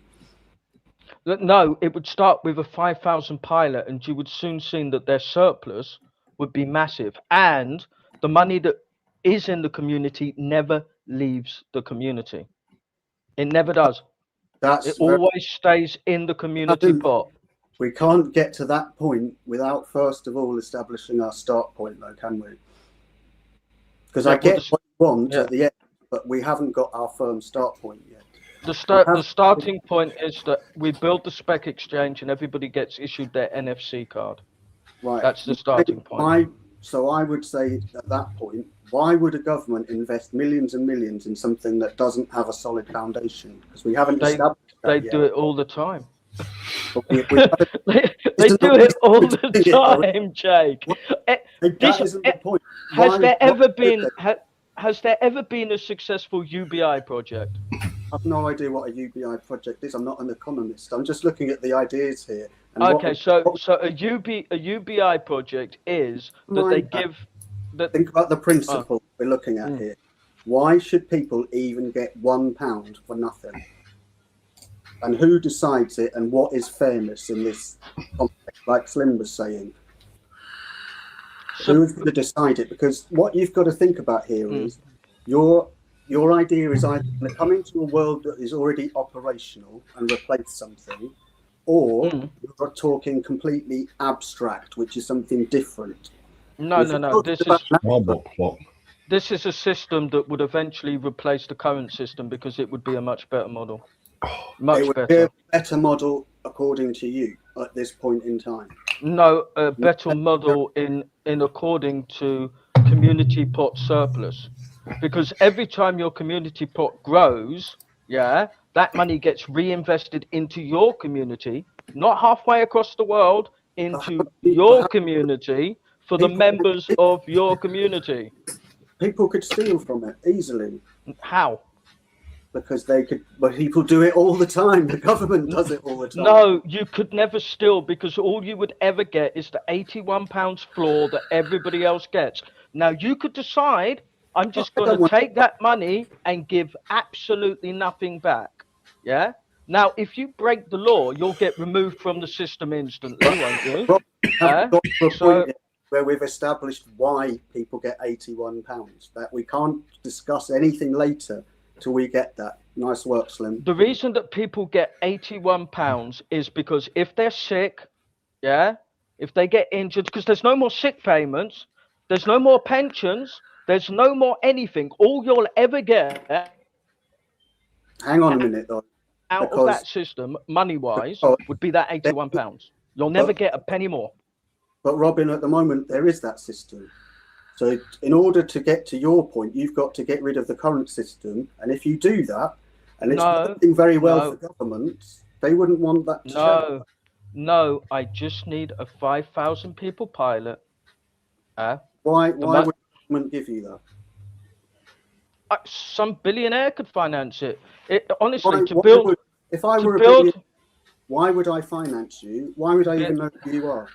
Well, you wouldn't, but billionaires have done crazier things have crazier people. So why not? You could literally. What's the likelihood, Robin, of a billionaire picking up your idea? Zero. Go fund me. Go Zero. But you could literally start the system up with £1.5 million, and the system will be up and running for 5 million people. That's without any governmental help.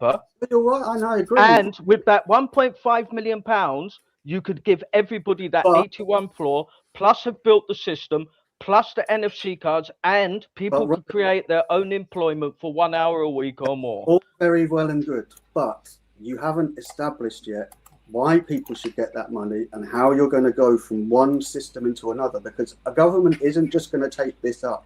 It's going to completely destroy this whole system that we know. It would, yeah. And so if that happens, there's going to be serious civil disorder, rioting. Why? People are not going to have access to it. Why? Because people would be getting given £81 for doing nothing. You already said. But why £81? Why? Okay, like I said it in the last program. Why not 82? Because that is enough to pay the basic rent and get basic food, so that you don't die. It is enough. It is enough. There are several families that live on that money in the UK right now today. Yeah, I'm sure they do, but I need more than that. So if it's not enough, then go to work. So you do, so you can go out to work then, so you don't need to be given money for free. No, everybody gets given the £81, but if you want any luxury in your life, you haven't said why they. Because everybody, I believe, if everybody's got a basic level of existence, They don't feel the need to go out and steal, Can I come rob. here? They don't feel left out. Yeah, but they will. Out of the community.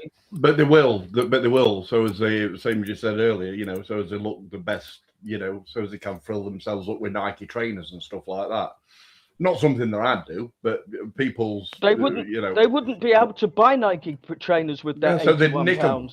So they'd It nick cost them. me that's fucking 30. And then they would end up. Then they would end up getting nicked, and I would use their £81 to pay for their incarceration. It costs more than that to incarcerate someone. Yeah, it does. Well, why not just have a food truck pull up and a clothes truck just pull up and then administer clothes and food to these people rather than the money? It sounds a bit communistic to me. It does, but you also have. But it's not. It's not because I sent you with that a system that can create 100 new millionaires out of 5,000 people can never be communist. You just can't. But Robin, you haven't said yet why people should get this money. You said you believe that they should, but what you haven't said is specifically why they should. Why does everyone deserve to get that amount of money? First of all, I believe that they should, and second, it is completely possible as long as the people that don't put the money back, which is only 81 quid, right? If you don't put that back, 12% of the population can. Never mind that, without breaking the system. We're going away from the point there. If we get back to what you're saying that your reason for it is because you believe it to be true. I could quite easily say to that, I don't believe it's true. Then don't join the system. Then don't join the system. Stay in this crappy one. Oh, so you get a choice. You'd need a community oligarchy, then, wouldn't you? You'd need not oligarchy, a community. That's segregated from. So segregation, basically. Yes, it is segregation. Yes. What I'm trying to get at, though, is Robin, and it is really, really important, is the specific reason why people should be given money. What obligation is there for the government or whoever's running? The government wouldn't be doing it. Why should everyone get that money? It would be the community doing it themselves. So it's a communitarian argument. Like I said, because I got a bit of an idea. Because like I said, you have been supported your entire life by the. By who? System. You've been given money. Everybody in this chat's been given money that they didn't go out to work for. Who cares? Yeah, but that isn't. Every one of us have been given money that we didn't explicitly work for. We have to pay our teachers, to build our roads, our hospitals, blah. And I want to give it to all of the people that historically haven't had it either. I want the entire. My point is, though, if you give everybody a planet type, it means nothing overall because everybody's at the and same it's mathematically possible. No, but if everyone has nothing to start with, and then you give everyone 81, they still all start on 81, which is just the same as starting on 0. It doesn't matter. But they all have an equal start. But why should they have an equal? Because if we could make sure that everybody on the planet literally started at 0, yeah. Okay, there's a problem there. What's wrong with having an equal start? Isn't that not nice? Because people aren't equal. Let me put that into context. Wiz, for example, is really, really tall. So he's going to be a better goalkeeper than I would, simply because of the fact that he is tall. So he has an advantage over me in him being tall. Other people have advantages over other people. Like, for example, they're good at running, they're good at football. They might be able to spell better than other people. They might be better at making money than other people. None of these qualities that they have are fair. I think that's relevant. I didn't say equal capability. I said equal starts. Equal start. So people don't have an equal start, though. I wasn't born equal to, say, Slim, for example. I mean, I might have been, but I'm just saying that for the sake of hypotheticals, we don't all have an equal start. Though, yes, but you're talking about the old system. I'm talking about my new system. My new system. Every child within the scheme would have an equal start. They would all get that equal £81 a week for the rest of their life. But you said that it is going to be in place of the current system.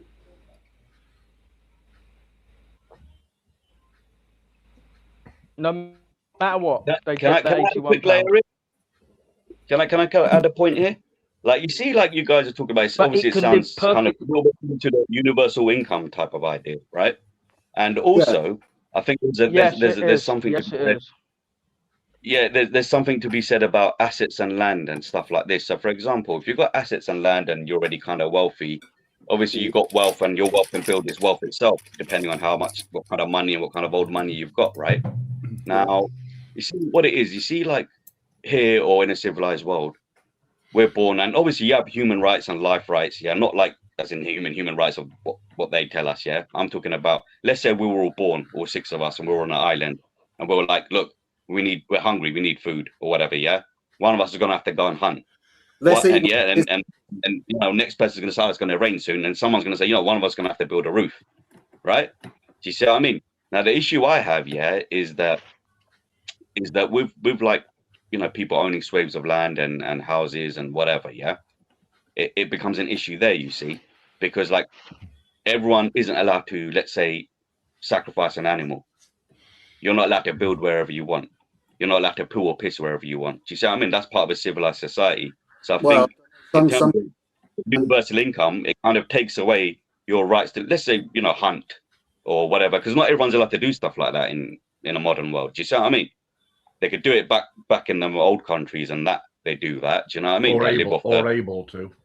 Yeah, like here we're given, let's say, money to go buy our meat from a shop in a packet, rather than told to go and find our own chicken. Do you know what I mean? Yeah. Do you see where I'm coming from? If the entire world had to go and find their own chicken tomorrow, 3/4 of us would be gone in less than a year.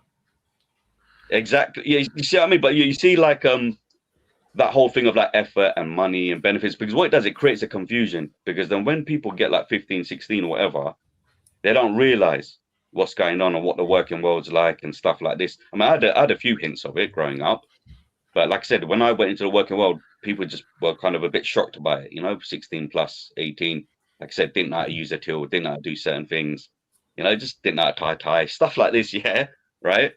And I used to always find out really, you know, like I said, look, wouldn't it have been handier if they kind of showed people how to use a till in school or certain basic skills? England, you know, like I said, England is extremely backwards.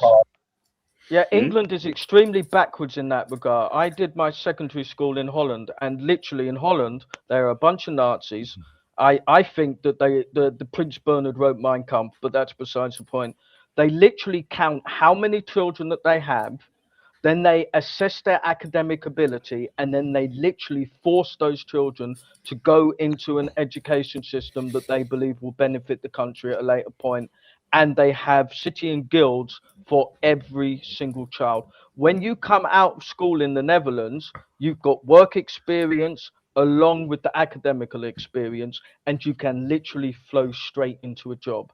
This country is a backwards country on that aspect, where children can go to school until they're 21 and come out with absolutely zero practical skills. It's a waste of money. Exactly. It's a waste of time.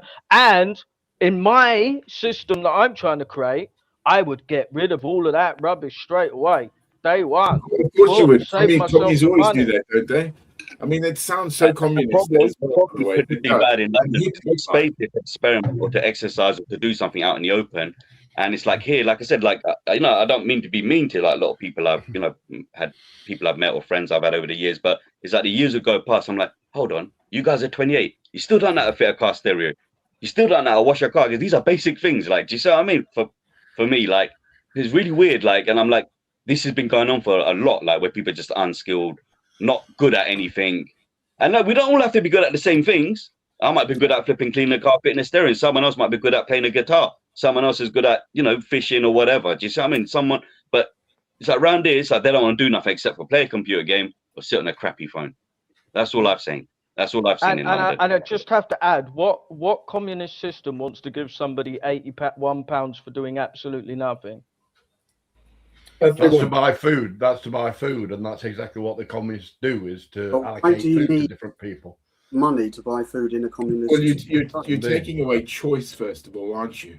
That's the point. You're trying to say, in my system, this will happen for all children, and this is how I need the investment for it. But you mind yourself that you don't have the structure for that, because that would seem a cult-like thing to do.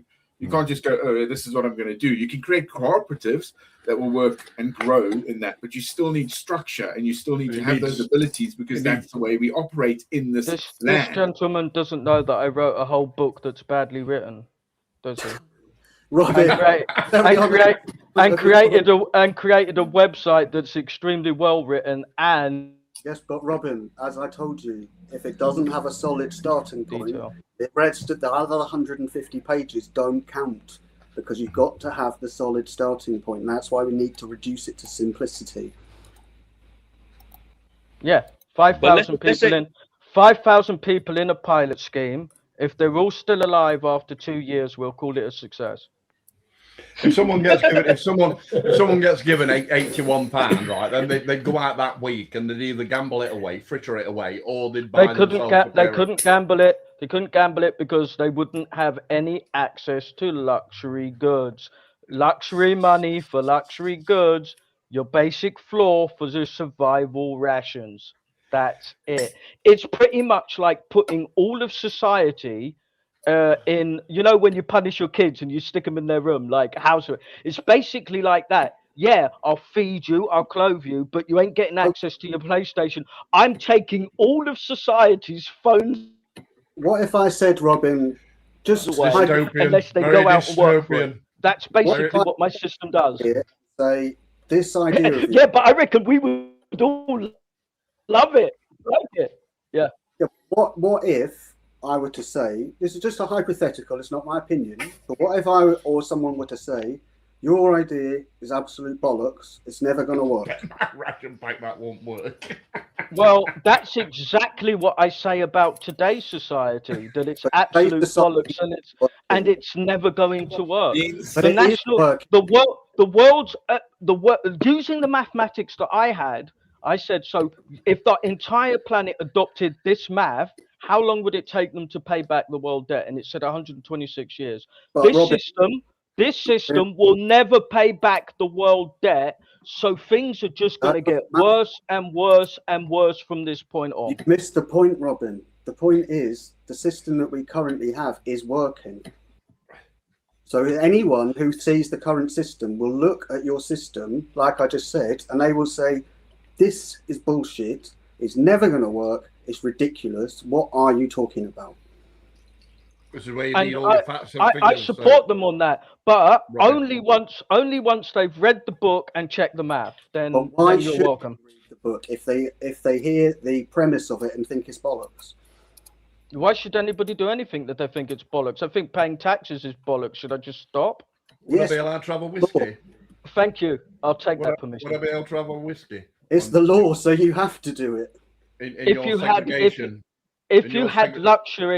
you had luxury money, you could drink yourself to death. Yes, but I don't. Go out and work. Go out and get a job. Go out and get a job. You'll get luxury money. But if people that don't work within my society don't have access to luxury money. How about this? You know, the government are trying to stop under 16-year-olds, I believe, having social media networks and all that, aren't they? Is that correct? That's happening. Yes. Have you seen the little buggers running through stuff in London? Have you seen the little sods running through London? It's ridiculous. Yeah, of course it is. But let PA speak. Thank you, sir. It actually will probably impair on the fact that some of these young kids, with what they do, they can become millionaires by the time they hit 17, 18, 19, right? There is a shorter and shorter system that's going for it, but that actually is possible for them. Now, how they manage it and how the government want to look at that is a different thing. But they're trying to stop it under the guise of, well, it's dangerous. And I can understand for under fours and that. They shouldn't have access to any of this stuff, flashy lights in front of them or any of this. They should be reading and getting out and getting a little bit of sunlight and stuff. But like under 16 to what, 12? Nah, you got to. They will find a way. They're smarter than it goes, you know. And so interference with anything right now, besides that, it shouldn't be a negative process. Should be a positive one. So I don't know where your money comes from. The 80 pound a day sounds like what we used to get in the army. You get a 200 quid a day, mate. That's it. 24/7 you work. You're muted, Robin. You're muted. You don't have to go in the army. You do not have to risk your life. You get paid the £81 and you can literally go out every day and make £72,000 a day. In fact, I would like it if everybody in the system was earning £72,000 a day. That way I could definitely afford the £81. Yeah, but that's where the taxation of your particular enclave needs to. Who's going to defend it? Who's going to defend it? Someone outside of your enclave. It's not going to happen. Yeah, but there'd be nothing to steal except the infrastructure and a digital coin. Somebody will have a way with that, mate. Someone will have a way with that. If they can get it, they'll come in and get it. They'll take the buildings. Yeah, of course. People will steal anything. And it will be the British Army doing this now because it would be British people. They'd go, oh, these people have found a better way to live their lives. We're going to now go and steal their buildings from them. Would you even be classed as British if you were living in your own little enclave with its own rules and of course you would because with its own rules and stuff you'd like still that? You'd still have to abide. System? Of course you would, because you would still have to abide by the laws of the land. Your community would just have separate rules for itself.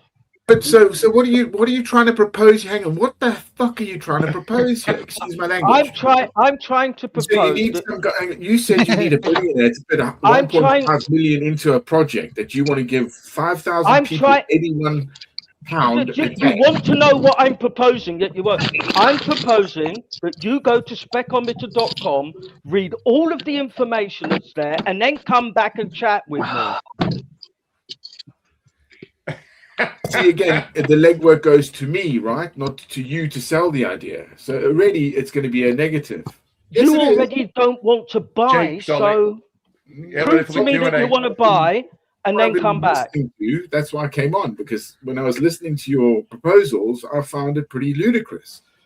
Frankly, I don't understand how you'd be able to make this a project, because we have systems and safe fails for people to do this, because they could say, oh, this could be construed as a bribe or a groomer or all sorts of other things, because you're going to a set amount of people to try to say this is what you're going to get from an investment that goes. I don't get where the goal is.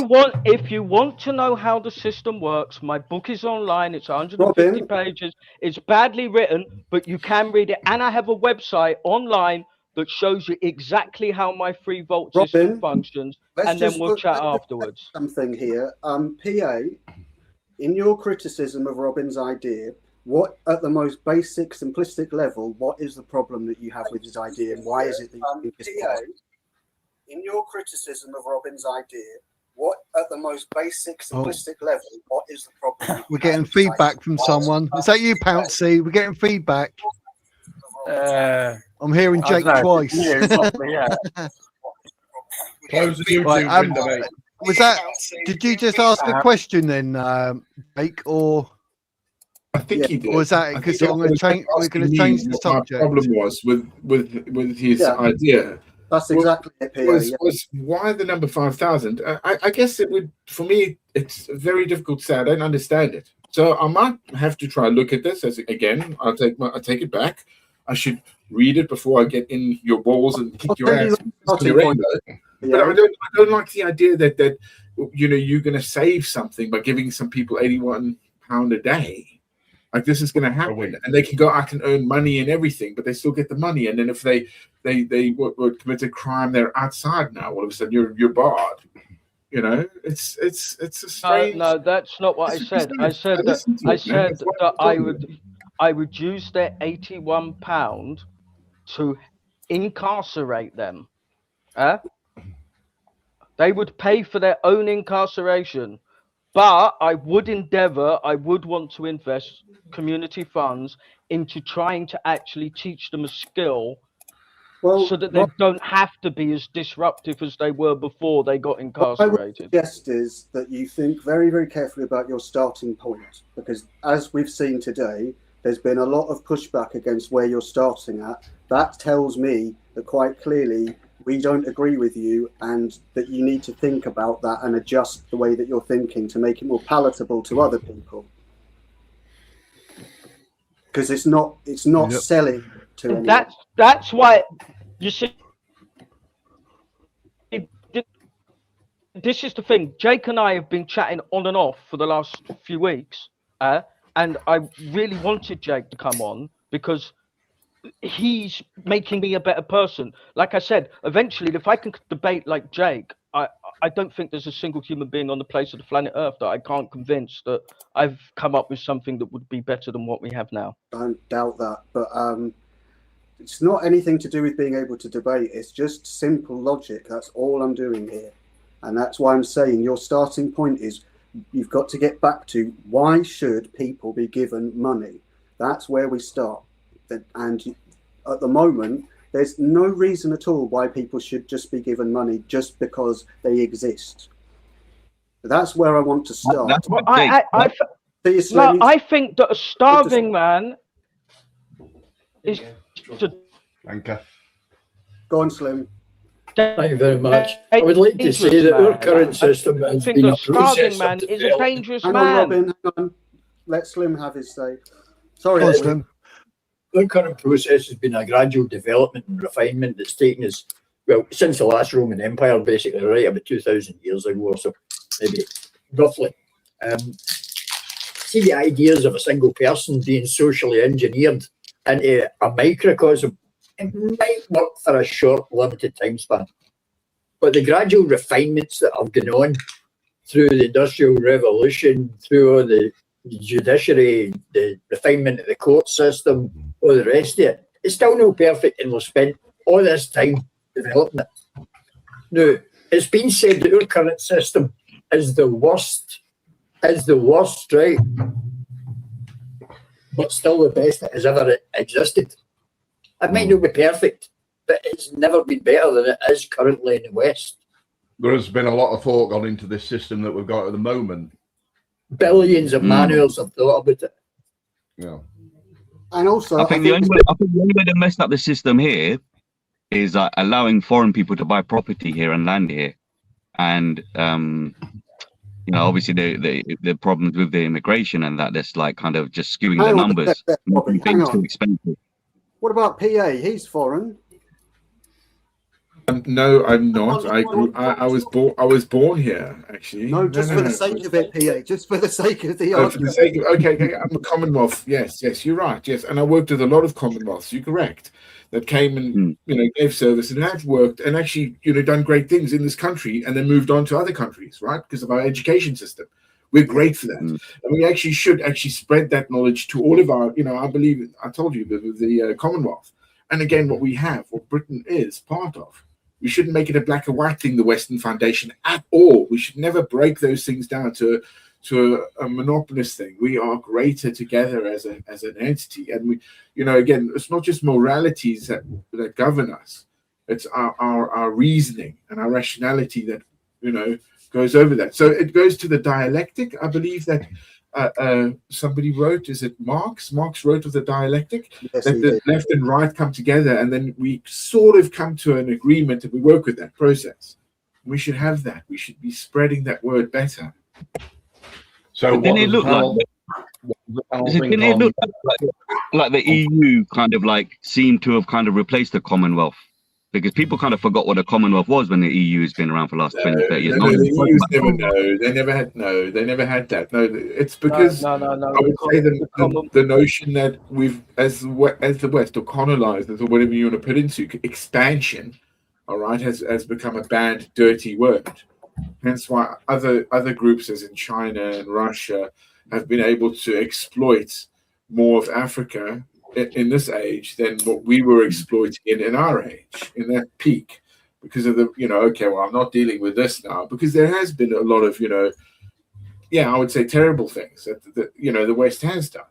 completely. No, it does seem like the West has left certain countries and that, but then other people have gone in there. We left them in surplus. Britain left a lot in surplus. You cannot deny that. Built railways, town, cities, sewers, all sorts of stuff as well, and gave people the knowledge and growth to do that. That's why we expanded so well, because India went into Tanzania, Kenya. It wasn't just white people, was it? Yeah, no, because at the moment, it seems like China has some kind of hand on Afghanistan and Africa, like in the same kind of way, I suppose. Because of debt, because of the way that they can value what they have in what they've borrowed on. I'd like to pitch in just a quick thing here. I keep hearing about what the British done and what the Dutch done and what this done and the other companies and the Belgians, but it's going to be reminded that apart from Belgium, who had a mental king, a crazy man running the Congo, and most of these people that were involved were actually working for private companies like the British East India, like the spice trade companies, shipping companies. They weren't actually representative governments. And in fact, the British East India Company had the British government running in fear. The Royal Navy were afraid of them. These are going to be remembered. These things are going to be taken in context. It wasn't the British people or the British establishment at all. If you look into the Woolston homes, we were part of the East India Trading Company, and we did vast amounts of damage. We did vast amounts of damage to indigenous peoples all around the world. I want to add one extra thing. By giving them railways. Basically, I think that the UK is the best country in the world. It's got the fairest laws. It's got the most liberal thing. They leave people in their own value. And I also think that if the entire planet was England, we'd still be going extinct within the next 200 years. Yeah, thanks to Islam. They're literally wiping us off. Right, subject change. And it's not Islam, Bobby. You're all right, son. You're the only one here. 8 on 1. No, leave Bobby alone. Right. Basically, there's people in the chat discussing. Well, they said the Archimedes thing, but where was it? This one. Anyone want to say anything about our actual government that we got? Unless there's any other subjects, otherwise we're going to take Max's advice on it. Oh, he's got his finger up. I'm the teacher. Yes, Jake, you got your finger up. Yeah, can I answer Dina's question, because I can't be bothered to type it. I hate typing. So it's for some reason I'm here. She asked me, and I think it's a good question. She asked me, do I think that people have been on the moon? And my answer would be, I honestly don't know. I think that logically, it doesn't really seem possible. I think it's really bizarre that they've lost the technology. I find it very hard to believe that the technology they had at the time allowed them to do it.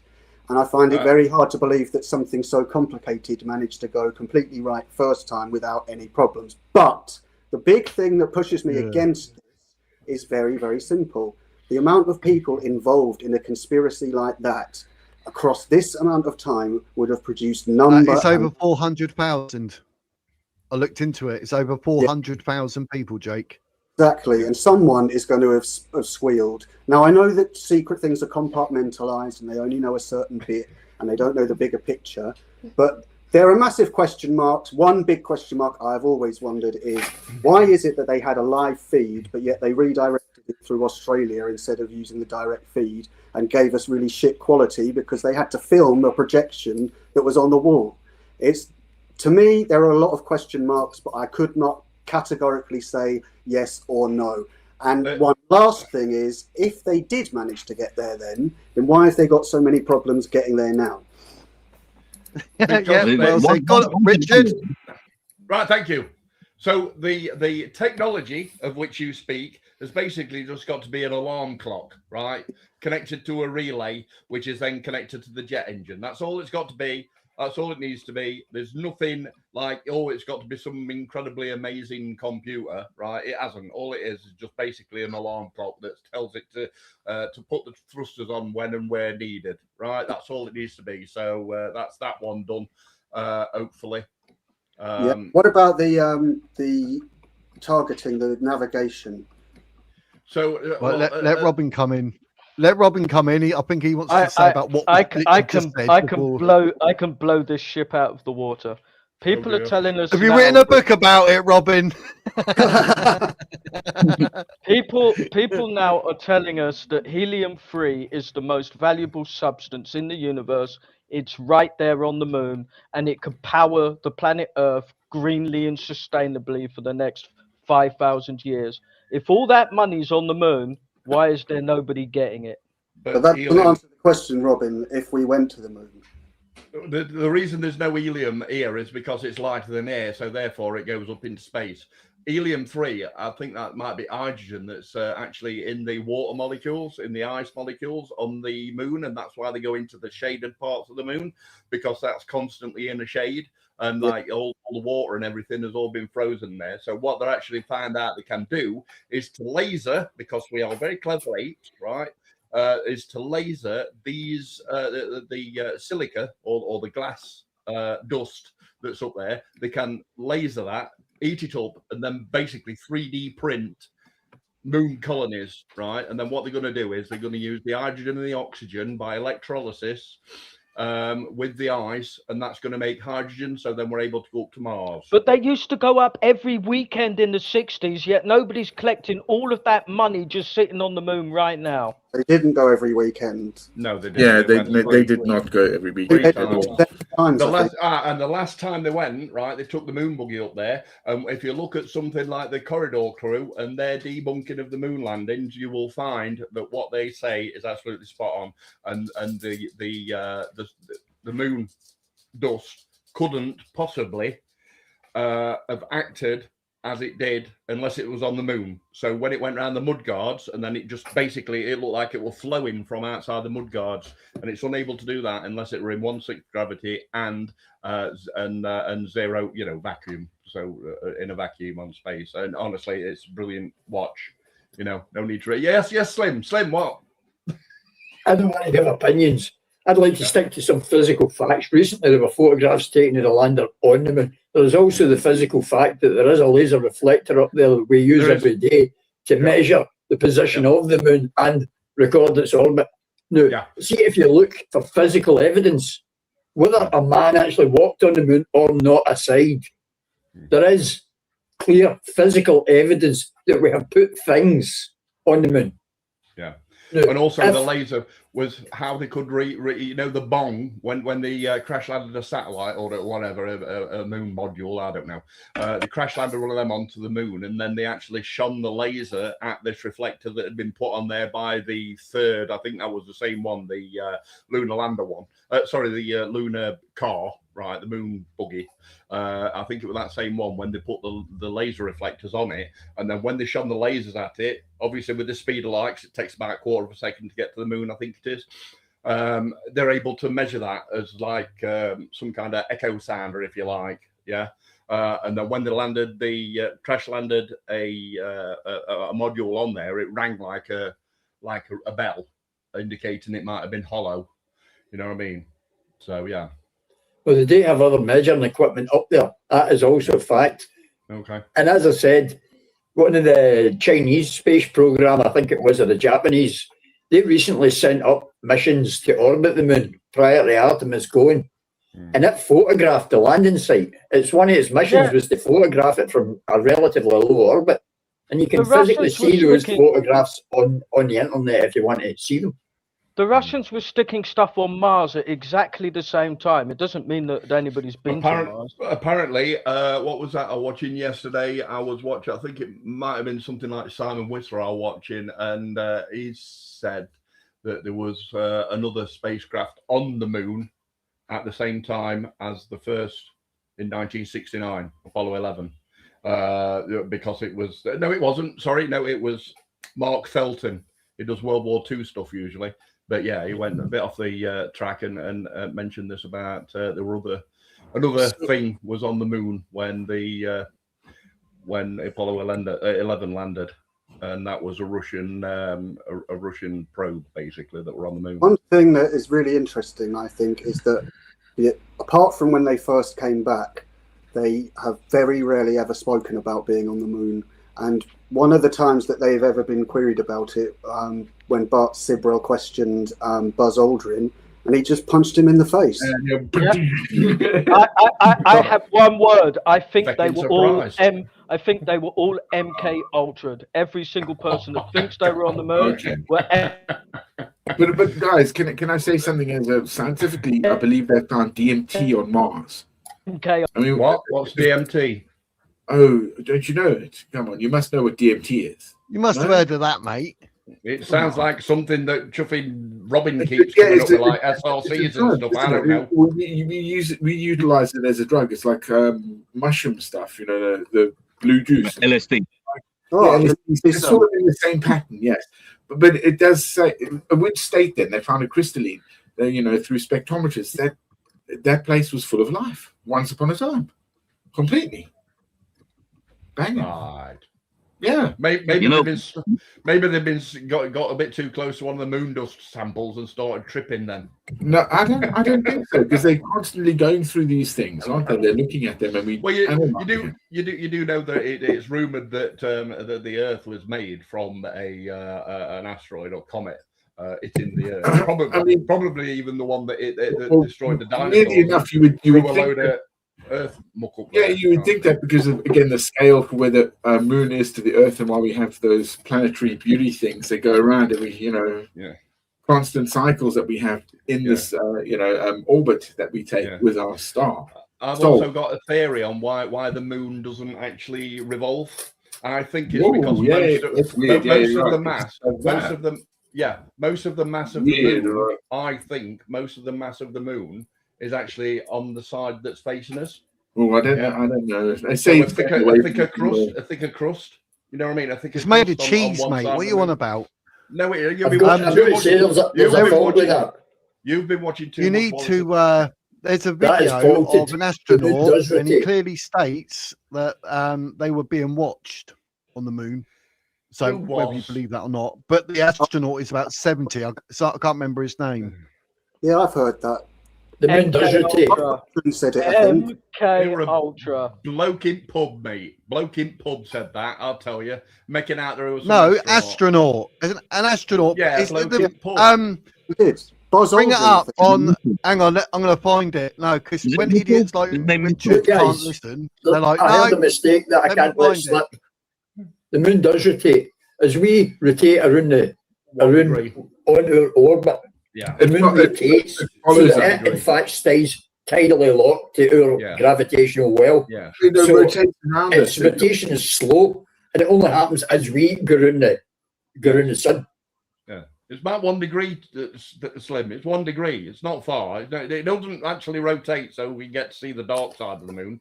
You know, it don't rotate like that. It only rotates. It does rotate. It does rotate that we can get to see the dark side of the moon. The only trouble is when the dark side of the moon is showing, we're facing in the exact opposite, and we can't even see the moon. What? We just keep coming back to the same spot. We're both turning, but when we meet each other, we come back to the same spot, and then we both turn, and then when we meet each other again, we come back to the same spot. The moon does rotate. More than that, the actual speed of the Earth's rotation has been speeding up. It's been getting faster and faster, because now that we've got atomic clocks, we can actually measure the rotation of the Earth, and the moon is supposed to act as a brake on the planet. But for some reason, and they can't explain it, it's not. So the rotation of the Earth is actually speeding up, and it's going to cause. Well, obviously, the moon's going away from us at like 2 centimeters every year or something. And it's going to cause a shitload of problems in the next 10,000 years. Not that we care, but if we don't find a way to fix it, humanity is done for. We just social engineer it away. Yeah, pay everybody £81 a week, and then they'll come up with a solution on how. We can't even social engineer a way of keeping dinghies off of our bloody beaches, let alone sort the spin of the Earth out. Well, that's all to do with tide anyway, so it's all related.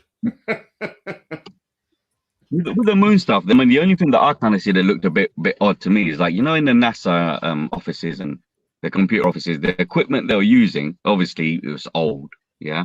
But whenever I looked at the equipment, it always looked like kind of artificial to me, like Fisher Price stuff or made up. And even like when I worked in Curry's and that, we used to have like dummy computers and dummy screens and, you know, dummy keyboards, and I looked like that. Yeah, but these things cost an absolute arm and a leg. NASA admits it themselves. The entire brain behind NASA was one black woman. I watched the movie. She did it all. Without her, they wouldn't have even have been able to pretend to send somebody to the moon. Yes, just like the postal services were in World War II were all done by black women, according to the BBC. Yeah, of course. See, when you look at the systems that were available in the 50s and 60s, now they might have went in the 60s, but the development post-war to Werner von Braun forwards, right? See, even if you look, and Electrodoc will back this up himself, see if you look at the size of resistors and transistors of that time period, most of it was analog systems, valves run by solenoids and such like. The reason we can't replicate that equipment is it was outdated. It's like rebuilding a steam engine. Because we don't have things like this, vacuum tubes that are available in huge supply. That's right. Look at the Enigma machine. You only make these in Russia now. The Enigma machine, if you watch that, the Turing Enigma machine, it's a film. It's very good, and it's very, very. What they used were counters, all right, that actually used relays. So it would give a click like that, which would then move a camera around and then make a switch contact, and then it'd click again. And you can actually see that it's counted in binary in order to be able to work out the Enigma machine. You know analog systems. Analog, analog, yeah. And I completely appreciate that, because I used to build my first ever disco lights on cams out of fruit machines. You know what I mean? You had a load of switches on them, you see, and they used to ride over cams doing that, click, click, click, click, click. Just wire them to. But now that we've got integrated circuits and all the rest of it, right? Yeah. Transistors are now smaller than the point of a pin. Yeah. I know I've tried resoldering. The technology has changed so far. The things like the solar radiation. Yeah. Somebody was talking about the Eddie Van Halen belt around the planet. Now, it's been repeatedly stated to these people that basically we went round the edge of it. Yeah. We went round the weak bit and then sneaked up in the moon at an acute angle. Yeah, that's right. Yeah. All these things that people claim are the reason for it being impossible. See if you have some technical know-how. So it's all very basic. The last time 51st dates around here, right? He said, right, yeah, come on. You know, like that meme. He said, go on, look at that. Look, you see how that rocket's going like that, right? Why isn't it just going straight up? I said, what, do you seriously think they're just going to launch it straight at the moon? That's going to take an enormous amount of power. So what they do is they actually follow the contour of the globe. Of course, he thinks the Earth's flat, and unless I sort him out again.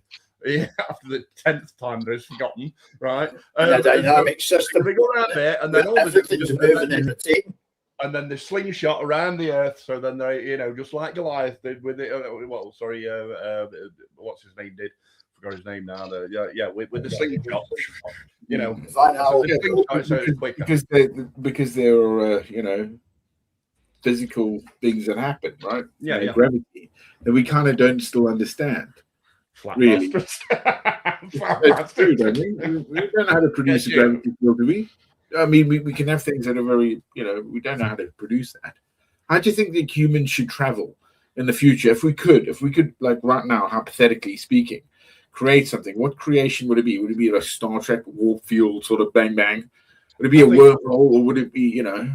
Russia has some, if you could adjust the gravity, we could travel very quickly, because without mass, they're talking about anything can basically travel at the speed of light if you can reduce the mass to zero. And to do that, you'd have to be able to eradicate gravitons or reduce the mass of a thing to zero. Wrong with cams. So I mean, so when artificial intelligence gets clever enough, I'm sure that all of the atoms or all the molecules are all abundant in our atmosphere or in a sample of like the ground or something like that. You'll be able to put that in there, and it should be able to DNA replicate that and then actually produce, I don't know, a Victoria sponge cake. on voice command. You know what I He's mean? saying like a replicator. A replicator, exactly. Yes. So if we're able to do that, then we need a way of instantly killing and demolishing somebody. That's phenomenal. And then correct, yes, because if there is nothing, and then you're able to transport that person to somewhere else. I mean, everything in Star Trek becomes reality. Not once did I ever think I could say something like, "Hey Google, turn off my light." So you're going to use quantum entanglement, Electrodox. I like it. That's cool. Well, not necessarily. How long is a piece of quantum string? Because I don't understand string theory as yet, right? I don't understand No one that. does. But gravitational bubbles in front of a spaceship that constantly pulls. Well, that's the warp. That's the warp field, and mathematically, as long as we could get enough energy, we could create a warp field. So, which you might be able to get from dark energy, which is what they're trying to research at the moment. I'm not so sure about the dark energy part, but eventually they found it. They found it in the circular thing that they do. What's that circular thing they do? Oh, they lie about stuff all the time as well, though. Scientists lie about stuff. Then obviously, they're lying, but they're not necessarily. Are you it's a linear accelerator.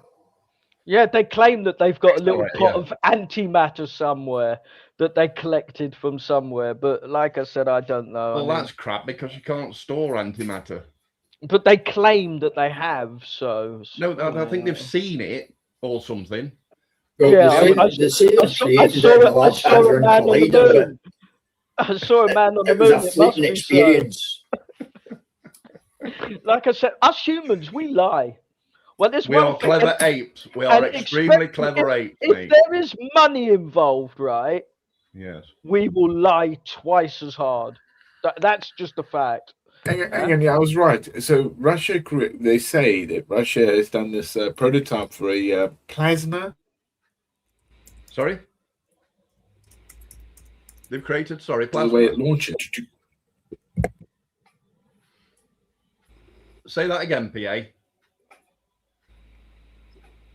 So Russia created a plasma rocket, they say, which uses very little energy and then just launches itself. It's very, very fast, they say, in space, of course.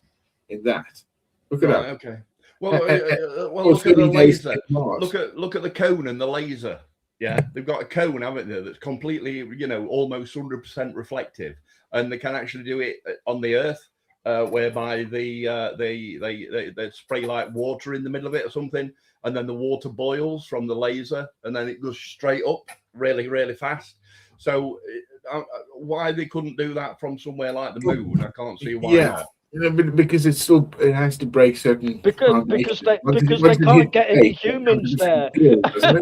If they could get some humans on the moon, they'd be doing all of this stuff all week long. They just can't get any humans. Well, you know what the irony is. You know what the irony is there. I mean, do you go down in the oceans, up there in space or anywhere? It's not for us. It takes a certain human to become, say, a submariner. Let me tell you about a story. All right, this is absolutely true. All right, I actually wrote this all down. I've found the letter that I sent to NASA because I posted it to myself on Facebook. And basically, what it was, because I was working with televisions. All right, well, at school, I was asked if you were to make a new propellant in space, what would it be? And I, as a 14-year-old kid, said, well, there's no friction in space. So therefore, if you get a propeller, right, and you set it spinning, it'll never stop. So therefore, you'll go forward. He said, well, that's all right, but there's no air in space for the air screw to actually get hold of. Oh, right, okay. So I went from school with that knowledge and having that in my ADHD brain, right? And I came across televisions, of course, because I was used to fix televisions. Now, my tie... Right, I switched the television on and my tie flew towards the television screen and stuck to it due to static electricity. And I thought, wait a minute, if you have a bunch of television screens, right, in space, just floating there, and then you switch each one on and off in succession like that, then you'll be able to have whatever gases you do come across in space, or just get some moon dust, put that in front of it, right? And then it would like be accelerated via static electricity. Turns out, lads, it works, and someone's already done it on YouTube right? But And it Richard, does work. What? It does work. There is friction in space. Yeah. There is. It's the speed at what you reach and where you go. The friction. But I suppose what the crux of this story is that static electricity can actually grab something, all right, pull it across a static electricity screen, if you like, and then shoot it out the back, and then obviously Newton's third law of motion or whatever it is, right? Whatever you shove out one end, it'll make you go. No, you're 100% correct. Again, this is the plasma thing. And I can absolutely, I can get you the link, and I can post it post stream, and it worked. And it's like a leaf blower, and it's static electricity. It's like a leaf. Yeah, exactly. Just little bolts. Yeah. They get fast. Now all we need to do is get over the hurdle of leaving Earth's gravity, and we've got it sussed. I mean, no, we can hire. We can actually hire. This would be good. We could hire Elon Musk's rocket. We could, if you want to go with that, make a prototype. We already know. It's already been done, mate. It's already been done. I did draw a prototype, and basically it's exactly the same as what this guy did with this leaf blower. It just looks like a leaf blower. It's honestly, it's just blowing everything off the thing. And well, believe it or not, but a couple of months earlier, I'd actually put in his comments on one on because he just got the singular one, the singular static generator, which does work. You've seen them spinning around, on things, but that's just a singular one. I said, what you want is at least 6 of them. Right, you need 6 of these singular ones and switch them on and off in succession. Right, I wanted to have it called the Stansel drive, which is my second name. But now we can move through space. The only trouble is we've got nowhere to go once we're there. So we're moving through space, but there's nowhere to go. Space is vast. Correct. It's absolutely vast. And what resources we have and what we can take is only what we can take. Correct. Yeah. Water. Everything we have in that thing is the vacuum of it. That's why it's so bloody scary of what it is. Unless we can actually get to the Van Allen belt and actually start mining. It's bigger. Robin, we can get through the Van Allen belt, mate. No, I'm not saying that we can't get it. Unless we can get to the Van Allen belt and start mining stuff there. There's no point in us. There's no point in us going to space at all. You're correct. The moon maybe to collect the helium-3, but for the rest. Wait, wouldn't it be the bigger problem is a cooperation amongst us as humans from China, Japan, India, whatever these nations are that we want to talk. That's the problem here. That we have to get over this issue, don't we? Right? Yes. So without cooperation, a triangle or whatever you want to look at, we're going to get nowhere.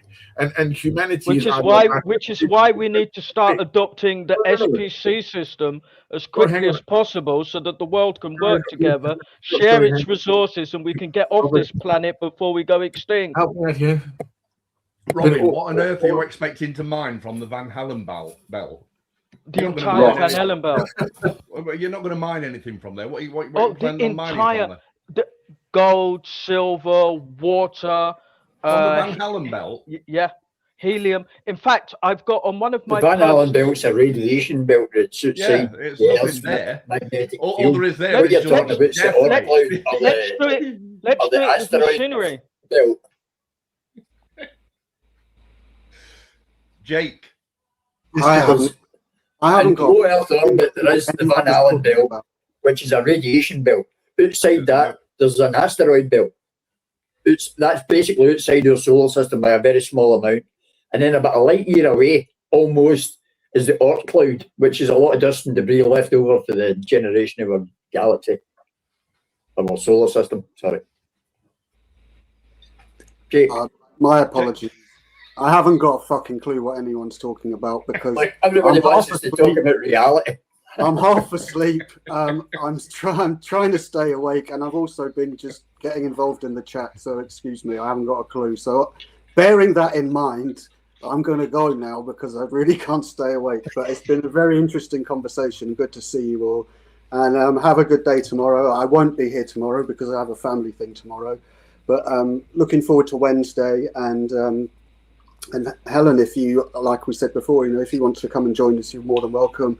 Obviously, we fully understand about health, and that's no problem. But good to see you. Thanks, Wiz. You take care. Happy Easter, Wiz. Happy Easter. Otherwise, Happy mate. Easter, young man. Take it easy. Happy Easter chat as well. If Have a good one, mate. Be safe, eh? Cheers, mate. Happy yeah, days. so there you go. Static electricity. Some of the chat want us to get back to facts in the real world.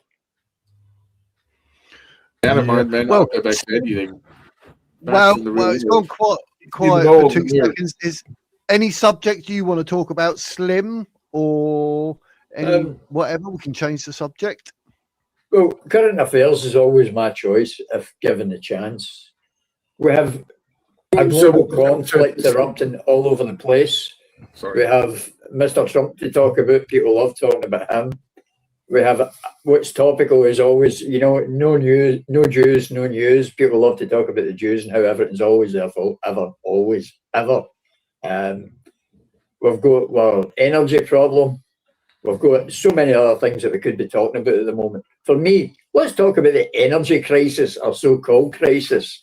I want to be digging out coal. I want to be drilling in the North Sea and pumping out oil, pumping out gas, and basically just stealing anything we can out the North Sea, and then maybe some parts of the deep oceans in the Atlantic, just for the hell of it, to see if it's there. So the coal mines. I want to see coal mines open again. I read at least a thumbnail yesterday that Mr. Miliband is opening one in the North Sea. A gas and oil. He's been forced to. Yeah, that's right. Yeah, good. That's correct. Yeah. Good. Yeah. I mean, also I would say, Slim, if I could ask, because you're Scottish, of course, the issue that happened with the S&P lady, who has been, her husband's been arrested on spying with the Chinese, and she has been accused of having an affair with 2 submariners that were both captains on different submarines. Yeah, from Fuzz Lane. Oh my God! I mean, come on, the odds of that. I looked the odds up. See, the odds, whether it's a surprise or no, is a different issue.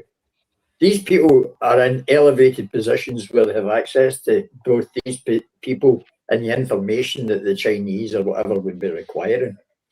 I think the S&P have become a cult. They used to exist for a certain reason that now isn't there. They wanted a free Scotland, but they want a free Scotland where we're part of the EU. How that has been free, I don't know. Yeah. And I've been involved in discussion groups where you raise practical questions like, what are we going to do for finance? Who's going to finance us? We would end up in a position where if Scotland was a free country, the financiers would own it. We wouldn't own it. We don't have any resources of our own. The people say, we're under the Act of Union, and hit you with a lot of hard historical, but basically it's historical nonsense at this point, because that was then and this is now. And that's for the S&P lady. Let's face it, the Chinese are great at infiltrating systems, people. They've got huge resources and loads of cash. And some slapper for the S&P is easily bought with a few nice meals and a bit of flattery. Yeah, you see, I mean, why aren't we building? If it's going to come across to like solar panels and of course windmills, then why aren't we building our own windmill generators? We don't have the resources for that. We don't have the energy manufacturing base. Okay, so why are we shipping in aluminium? Can I tell you one resource that we have got? I've lived off grid. Windmills and solar panels don't work, and they won't work. Do you know what resource that we have got and that we sell to the Scandinavians and the Dutch? Our rubbish. We could literally burn our own rubbish along with hay and power every city in this country. Yeah, but you do realise that then we would be put up on the carbon monoxide scale of things. But that matters absolutely not, because we'll just buy carbon credits from some Sudanese or something. We'll be I agree. I agree. Yeah. So yeah. if we just burn our own rubbish with a bit of hay, we could create enough power for this. We didn't need any coal miners. We wouldn't need any oil. We didn't need any of that crap. We could just do it on burning our own rubbish. How much hay do we produce a year? Hey? How much hay do we produce in a year? Oh, all of it. Okay, see if we get away from smart aleck answers. Do we produce enough A in a year to both feed could start buying rubbish from other people. Do we produce enough A and rubbish to feed our animals and produce enough power for industry? Yeah, and also what about nuclear power? Yeah, well, I'm a big fan of nuclear power. Yeah, but it's a lot safer nowadays, Slim, because we've got what they call it. It's thorium, so it's cooled by liquefied salt. And if ever there's a meltdown or anything like rubbish anyway. Yeah. Why are we selling our rubbish to other people? So as we don't look so bad. So as we don't look so bad on the. We don't need to burn rubbish. Most of the vegetable matter could be turned into bio. I've been outside the UK. This place looks really, really bad to most people that aren't people on dinghies.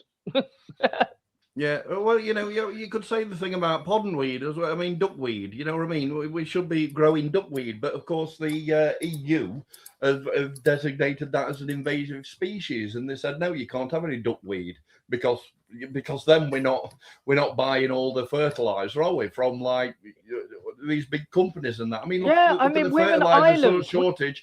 The fertilizer shortages that we're getting now from the Hormuz Strait, the Strait of Hormuz, which comes from oil, by the way, most of it. Does it? I did not know that. No. Also, this country, if we embrace saltwater farming, not only could we create thousands of jobs, we could make hundreds of millions of income, and we could actually have valuable resources to things from making bioplastics to animal feed to human feed to. We could do all of these things, but we have a government that hates us and wants to destroy us. And we need to do something about them. And the option isn't voting in a new government. Because we tried that. For 2,000 years, we've had a new government, and things are just getting worse. I've just had a mental picture there of maybe if we use the windmills to actually do electrolysis of the seawater, we could get hydrogen and oxygen and extremely the most flammable liquid, the most flammable gas. Yeah, we'd have to have anybody, right? Then we could pipe that in from, because there's no loss through the length of the cables that you normally get. When you've got the North Sea cable, and now just imagine that we could actually generate that. If we could pipe that through, then we've got hydrogen and oxygen which is completely clean. That is an idea that has just come to me. All right. Now for 1 second, just imagine. Heard it here first. You heard it here first. That's just come to me in like without me even dreaming it. It's just come to me. Now imagine this. That our communities actually could generate enough capital to actually invest in those projects ourselves instead of waiting for a useless government that won't do it. You're on about your £8 to £1 a week thing. Hey, voila. My system generates massive amounts of money, enough to pay back the entire world debt in 126 years. Indeed. Well, we're not going back to that. We're not going back to that. So can my idea. Plastic African. Hydrogen and oxygen. There you go. PA, is there anything you want to say regards this, mate? Because I know you tried to say something then, but you got spoken over. So, with me again. Is he even there? Plastic African. Plastic African. Are you there? Can I just mention I've unlocked. I'll go to Slim. Tia Maria, or what's that other one called? Basically, it's whiskey and this cold coffee look that you can get from your local pockies. Look, 2 for 1.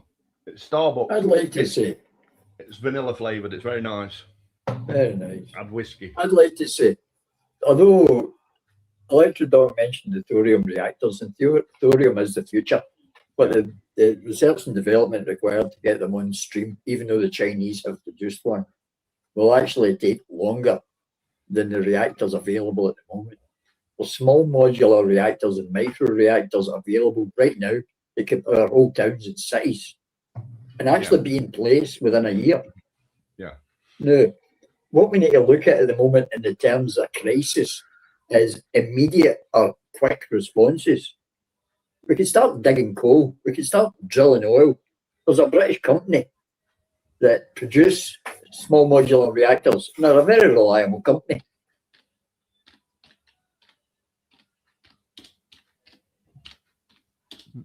Oh, look, actually went quiet. Blimey heck. Yeah, it's I because was just thinking the whole mini nuclear reactor thing. It never worked, and they did try them out on the moon and that, because nobody cares if they. But they all leak. And the Chinese. I watched this thing called the China That's Show, not the case. and the Chinese chat so much rubbish. Did you know that they have a major fire every single week because their battery scooters are so dodgy that they keep bursting into flames and nobody can put them out? The Chinese are absolutely no example of any future anything. It's easy to say the Chinese are no example, but they're spending millions on research and development. And every car in Britain has batteries in them produced in China. Yeah, so maybe and China. In fact, most of the cars on Britain have batteries exclusively made in China, including all the Chinese companies like BYD. Well, maybe we should just let Xi Jinping run the world. It would be a wonderful place. Maybe if we had that's got nothing to do with who produces the reactors. I'm talking about reactors built by British companies that do work, they don't leak, that don't have problems, that are developed, unlike the old reactors that were developed after the Second World War in the 40s and 50s, that have been developed in the 2020s and are now ready for service. A British company is trying to get licensing to actually produce small modulars. You know, these things, they would basically use the footprint of a football field. You can actually build them outside cities. The amount of output you get is colossal for the amount you put in. And it gives you energy stability that would last maybe 100 years. We need it now, not 50 years from now. So when I brought up, so am I wrong or am I right in the in my own head of what I remembered about thorium reactors just being salt cooled? Yeah, it's liquefied salt. Because we had exactly the same question put towards the who was it? Paul Burgess. Where I asked him exactly the same question, and he went on to a tangent similar to what you're saying now, Slim, about it being, you know, it's made from the depleted uranium from normal communal garden. You know, you only use about 4% or 2%. The depleted uranium anyway. From the normal nuclear reactors. Do you know what I mean? Well, a thorium reactor is the fuel in the salt. The cooling, if you like, is done by the heating of it. Basically water. Through a two-stage process. Let me finish, please. The fuel itself is carried in the salt and reacts and interacts in the atomic cycle within a salt. Various salts can be used, and the salt itself glows red hot. Yeah. Right. And that circulates in a pot, basically in a pot. It's impossible for it to melt down. Well, the systems that they use are melt plugs, so that all you do is reduce the volume of it. Yeah. And as the volume goes down, it stops reacting, because you require a critical mass of fuel within the salt pile for it to actually work. So if you pour it out, it will stop reacting in itself just by its splitting. Yeah, that sounds right. Yeah. Well, you have to flood. Don't you have to flood the chamber then? Don't you? No. What you do is you have a melt plug in the bottom of the reactor core, and as it overheats, the melt plug itself lets go, and the fuel and salt runs out and spreads out into separate piles. As these piles are separated, the critical mass is reduced to 1/5 its potential for that reaction, and the reaction dies altogether. Yeah. So therefore, cooling salt. Yeah, so therefore it's actually gone through the same evolutionary phase as the steam engine did. Obviously, they used to put a safety valve on. Well, they didn't in the first place. That's why there were so many boiler explosions. But then they discovered the safety valve, which went off when the water reached a certain temperature or the pressure reached a certain PSI. Yeah, but then they also incorporated melting plugs within the actual boiler itself, and the melted plugs would let go of a plug, right, that then doused the fire out with all the boiling water from the boiler. Do you get what I mean? Yeah. And that's actually a safety feature in modern, well, more modern steam locomotives. That was designed to protect it. Yeah, exactly. So it seems that was designed to protect the boiler walls. Yeah, from blowing to pieces. Yeah. There you go. Yeah, so it's gone that evolutionary phase, and now it's a hell of a lot safer than it used to be. The first thorium reactor was built in the Oak Ridge facility in America. Yeah, over 70 years ago. Things have now done a lot. Don't say that, because apparently the thorium reactors haven't had any development, and they're not ready for action. They're not ready for commercial action. But the modern small modulars, they are ready for action now. You can plug one in and use it within a year, and that's including the time it takes to actually build it. So Slim, do you reckon we could build like reactors that are nuclear submarine style, and they could power small little towns? Oh, size. Oh yeah, it could big be size. Yeah, big. You build them through the parallel, so you build them in the same time it takes to build one. So the fail safes on those things, besides the security to make it not go, nuclear or make a dirty bomb from it, and the waste. The waste is an important part as well, right? The half-life of things. I mean, is it still valid on that to create that energy for our growth? Well, they're actually modern reactors. It's clean modern reactors have what they call a negative void and thermal coefficients. As they heat up, the reaction goes down, so they cool down. And if they overheat, the void, which is basically a space where there's no water, steam, or material to cool it, it starts to shut itself down. Yeah. The nuclear reactors that were being built and are still being built in South in England are very, very old designs. They've been around for a long, long time. Modern reactors are small, apart from anything else. That's right. They should be small. That's right. Yeah. Well, I just about a foot and a half across. Well, I just double checked my facts online, and my dad interrupted me with something crazy. Apparently, there's something called Californium 252, CF 252, and we're running out of it, and it's the stuff that we need to start up nuclear reactors. So eventually, that will run out, and we're going to have to go to the moon to find some more or something. So eventually, nuclear reaction will become not an option as well. These things are actually produced inside nuclear reactors, believe it or not. Yes, so we need to start up old-fashioned nuclear reactors so that we can cannibalize the stuff, just restart the new stuff, but they'll be smaller reactors, so there'll be less, and it will be just a game where we're getting less and less unless we can get the resources from. Because that comes into economics. Currently, other people in other countries produce these materials that we don't trade with. The Ukrainians had a couple of reactors, research the world reactors. Is a finite place. There is only so much of any one given thing on the planet at any one given time. Not when you produce it. Oh, so they can make this stuff out of thin air. If you're producing a material like Californium, then there are other isotopes that are used in medicine and such, like if you go in for radiotherapy, that we are now running out of because we're not trading with Russia. I've had to shut down a lot of the reactors in Germany. They've shut down. France is actually the only people to produce them, and none of them have any research reactors that are actually producing these things. Mostly America. If America cuts trade with us, we're finished. And so is a lot of our radiological medicine. We won't be getting to get cancer because we don't have the materials. England's already finished. And can streaming has changed though into other things though, Slim? I mean, there's a lot of developments there because of gene therapies that are happening way faster. So we are breaking boundaries here. We should always be collectively happy about that, right? And you are correct. We don't trade enough. That's right. More trade, less war. Yes, Slim. I agree with that. Robin, the thorium reactors actually used waste material.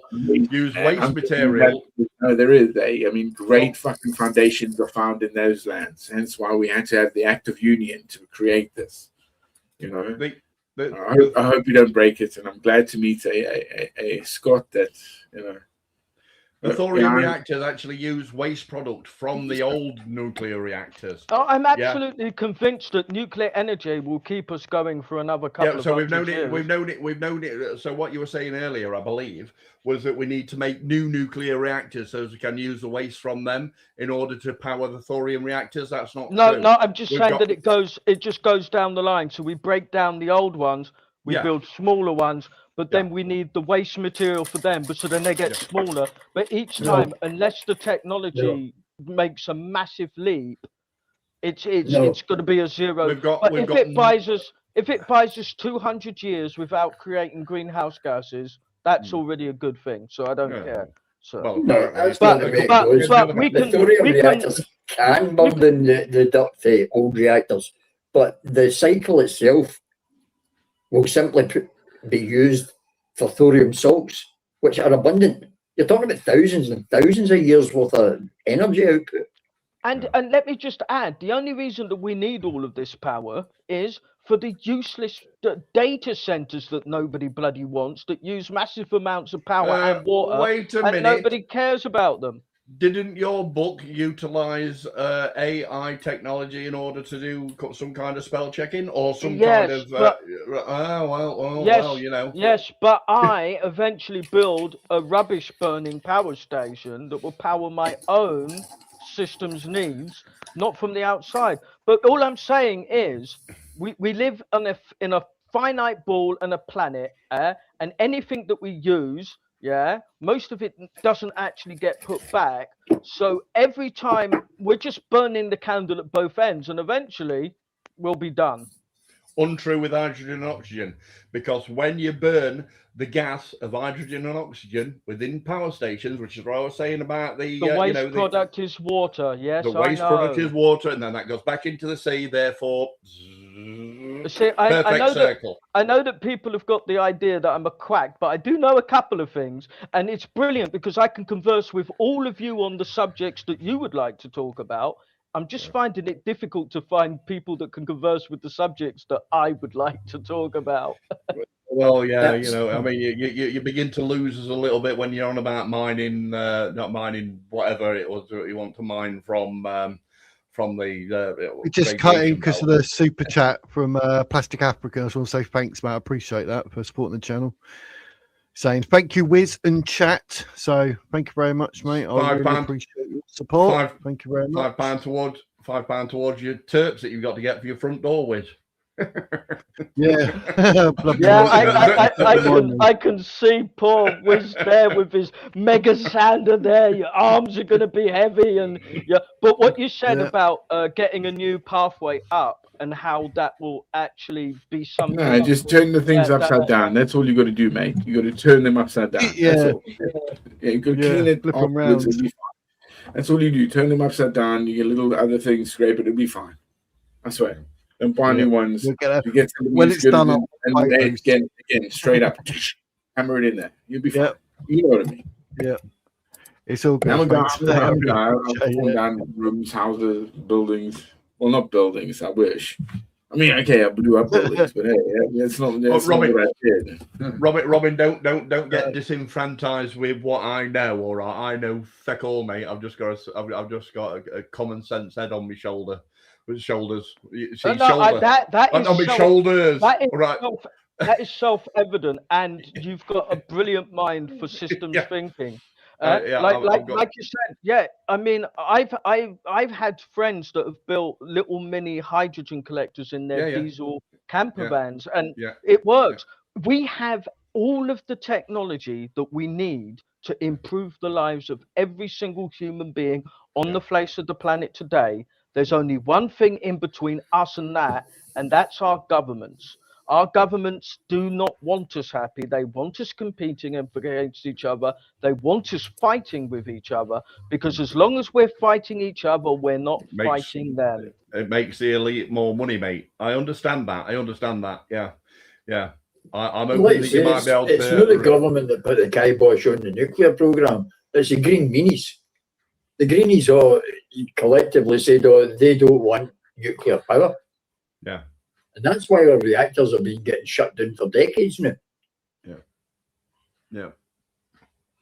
And now we're going to be polluting the planet with the output of trash burning power plants. We've polluted all the fields. I actually saw the footage. I actually saw the footage on the Manhattan Project where the guy was literally walking around with uranium in his pocket. Huh? Yes.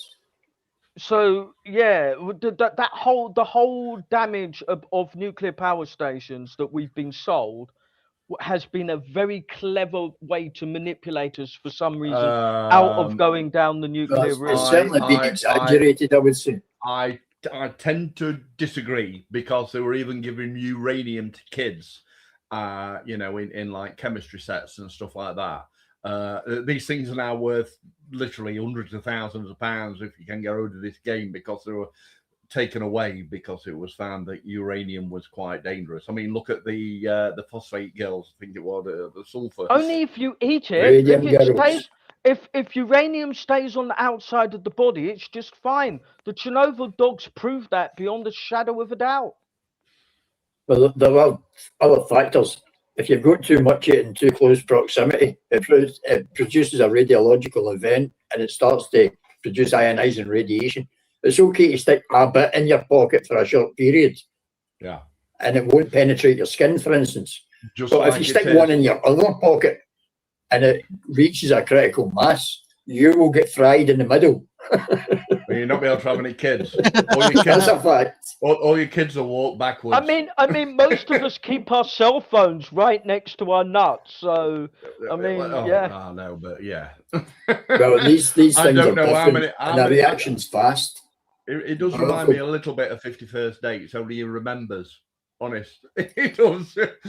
How many conspiracy theory sites are you actually subscribed to, Robin? You mentioned the Manhattan Project. That used in my head. I'm subscribed to all of them, basically because. Basically, shut up, Slim, wasn't it? Yeah. Sorry, Slim. So I was asked a question before he started, by the way. Yeah. I am prepared to shut up. You mentioned the Manhattan Project. I was going to say that's a carbon moderated pile reactor. And you mentioned these bits that people had in their pockets, and you see photographs of people standing on top of them.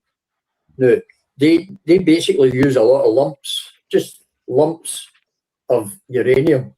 Certain isotopes only, but you use 239 mostly. Yeah. And you put one here, you put one there, you put one there, you put one there. See, when they are in close proximity to each other, they react with each other. That's how a reactor works. That's all it is. So if you've got a lot of these things in close proximity, it will react, right? But see, if you move them far apart, they're independently quite harmless. Which is exactly are the regulation of the heat, you know, within Chernobyl, yeah, which is and the carbon, and then the uranium, didn't they? They had the carbon and uranium rods, but they didn't expect the carbon. I think it was the carbon that expanded and then got stuck when the. Well, that was a runaway reactor, and reactors like produce other elements. Well, this is where the medical things come in. Reactors, when they're reacting, produce other elements, like plutonium, right? Now, plutonium's only one element that they produce, or one isotope that they produce. They also produce other things that are used in medicine, such like tritium that's used in watches. Lots of things. There are actually a lot of benefits to reactors. And the more we lose, the more industry is going to have problems dealing with certain things. And the more cost is going to be involved in supplying these other items. It's actually affecting us all. And I don't think the green movement looked more than one step in front of their nose. It's like the modern coal power plants. China's opening up a new one every day, and we offset our production to China. They're producing it with coal. They're producing their energy with coal and producing millions of tons of CO2 and sulfur and pumping that into the atmosphere. But we feel good because we're clean. We're not clean. If you add that to global shipping and the fuel that's used to ship your items all over the planet, if they wanted to actually be green, they would cut down on that and manufacture close to source. Yeah, but China aren't even signed up for that shit, are they? No, and quite rightly so. Look at how their industry's moving.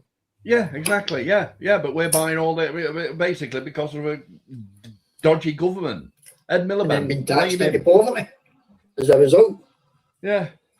And also closing our steel power plant, our steel chuffing blast furnaces and stuff, and get them replaced by these arc furnaces, which are shit. They basically only make like grade 2 metal or something like that. We don't produce enough power to run any more of the arc furnaces anyway.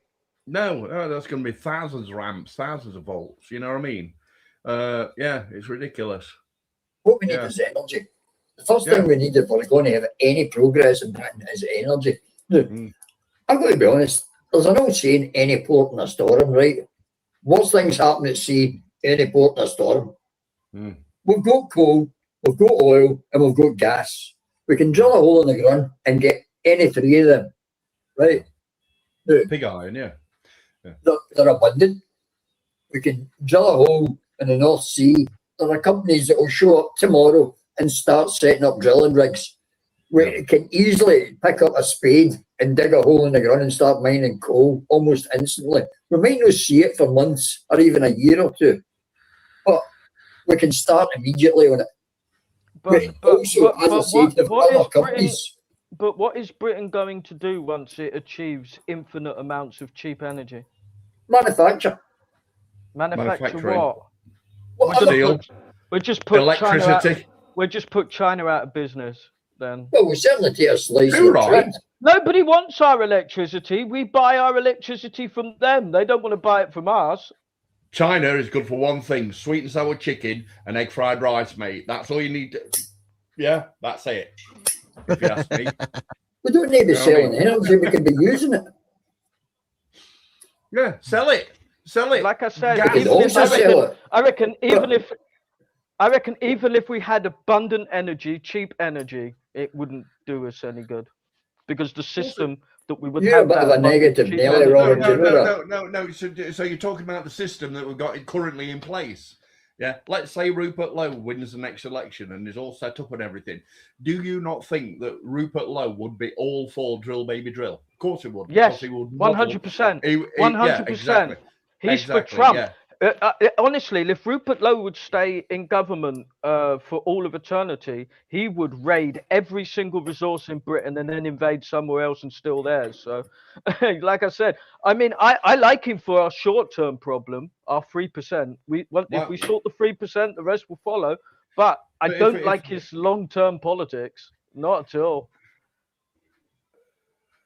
What long-term politics are you talking about? Why am I even talking about Restore Britain? I'm supposed to be an advanced guy. Yeah, but Advance seems to have stuck their head in the sand for the moment and disappeared. They're not even fighting back for some reason. Indeed, yes, it is unfortunate. Well, yeah. And at the moment, Britain needs to get the old parties out. If they existed before 2010, we need to get rid of them straight away. So I'm all for Restore, but I don't see how unlimited, very cheap energy is going to do anything good for the UK. Just we'd all be able to more than £81 a week in our pockets, wouldn't we? Because not only would it reduce the cost to the average man in the street for heating his home, for powering his car if you want to go green and use it for electric vehicles, EVs, but manufacturing requires massive amounts of energy, whether it's steel mills, sewing machines, even shipping and transport. Now, What do the Saudis produce? They don't have any industry whatsoever. The only thing they produce is oil, and oil is energy. Yeah. They are very, very wealthy on the back of producing wait a second. energy. But why do the Saudis invest every penny that they get from oil in something that isn't oil? So they can store its wealth, because you can't pile oil up indefinitely. It takes up a lot of space. So basically, the Saudis just own everybody else because they're using that money from the oil to buy everybody else's crap. So they'll be good forever. The rich people will stay rich. It's only the poor people that get scuttled. The poor people get downtrodden to the bottom. The poor people will stay poor if they're paying a fortune for their energy needs. And we're the poor. The Saudis are actually... we are. It cost me over 100 quid to fill my car. I know the cost of energy. It wouldn't cost 100 quid if we were setting our own price and drilling out the North Sea. I'm not sure about that. 50 miles for here, mate.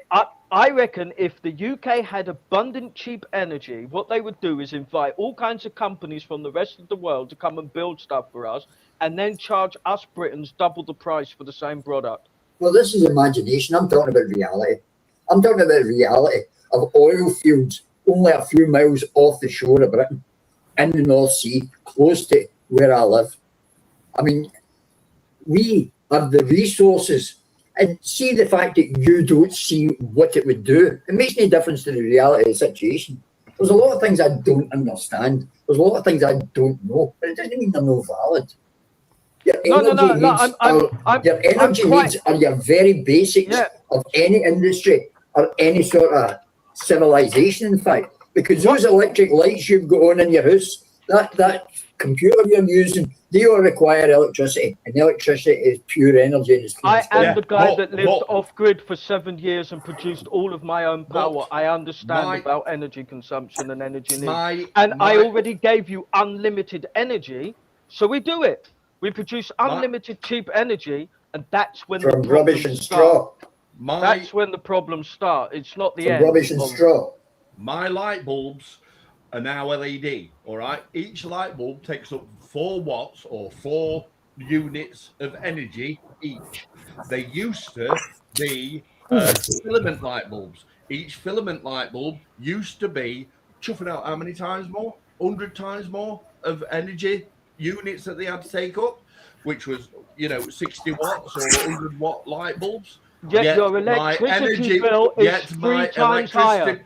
Yeah, exactly, right? So therefore, where comes into they were telling us, invest in electric light bulbs, so your energy bills will go down. Well, let's get Pouncy in. Pouncy's turned up this time, so I didn't realise we've been going 3 hours 40 minutes, so we'll give it another 10 minutes, and I'm going to go and have some ding-dings. I've had a drink already. But Pouncy, first of all, hello and welcome. Hope you're okay, mate. And what would you like to say? I'm right. You agree with me, okay? Yep. Yeah. Now, going back to a space thing, I don't know if you know, but the Hadron Collider is actually doing an upgrade to actually make antimatter and a couple of elements as well. Okay. I don't know if you've seen or heard of that. Nope. It is an interesting thing. I know nothing about it. It's got another 4 years to go to upgrade, and then they're going to try and make antimatter, and I think there's like 3 or 4 other elements that they want to make, which they found when they were doing research on it. Yeah.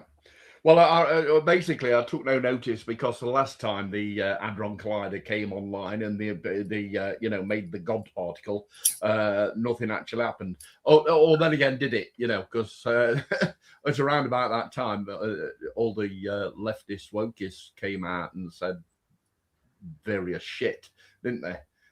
So are we actually living in an alternate universe because they did that? Who knows? So I took no notice. You what, Slim? So it's been said. It's reality. Could have made a better one, couldn't you? There you go. Yeah.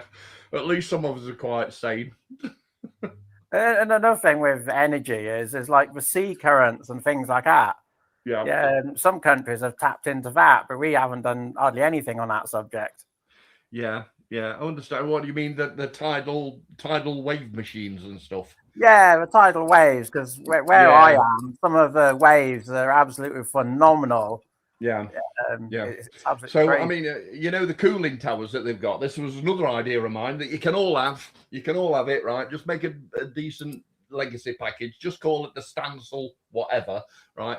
But you know, the big cooling towers that you've got that used to cool down the steam from the coal-fired electricity plants, right? Now, what could be said about it, because these things are about how many feet high?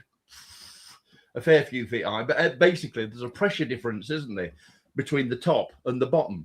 Hence, that's why the steam comes out the top. Yeah. Right. So imagine if you fill that full of these windmills. Yeah. You've got a pressure difference, haven't you, between the top and the bottom? There's a pressure difference, so there's always a wind going up. Do you get me? Yeah, as you're creating a vortex.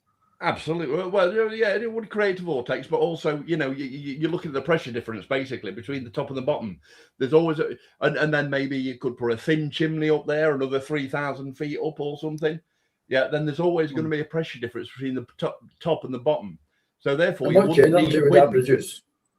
I'm not sure. It's just an idea. All right. It was a dream. I think you could cover it with 2 words. Very little. I know, but would you need a lot? Would you need a lot though, Slim? Would you need a lot of different? If you want to charge a phone, you don't need a lot. But if you want to run an arc furnace or run an industrial plant, you need huge amounts of energy. Look at a vacuum cleaner turbine, right? You get a vacuum cleaner turbine out of a vacuum. You lot have not done this. I have. Right, but if you get a vacuum cleaner turbine, that is an extremely efficient fan. You've only got to blow on it like you blow out a candle, and it will spin like mad. Yeah, so maybe you need to upgrade the turbines, the wind turbines. You know, the sails don't have them as normal. Come on. Well, a vacuum cleaner is a good example. They bore 2 kilowatt in it to make it 2 kilowatt, and like, you know. Yeah, and it'll suck your eyeball out. You know what I mean? You can blow a 2 kilowatt fan. Your lungs, you know what I mean?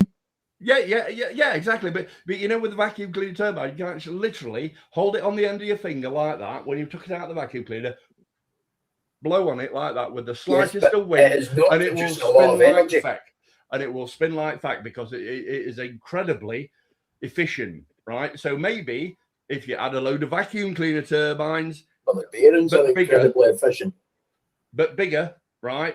Yeah, because it is, it's basically all the aerodynamics. It's already been worked out in order to be a decent vacuum cleaner. You know what I mean?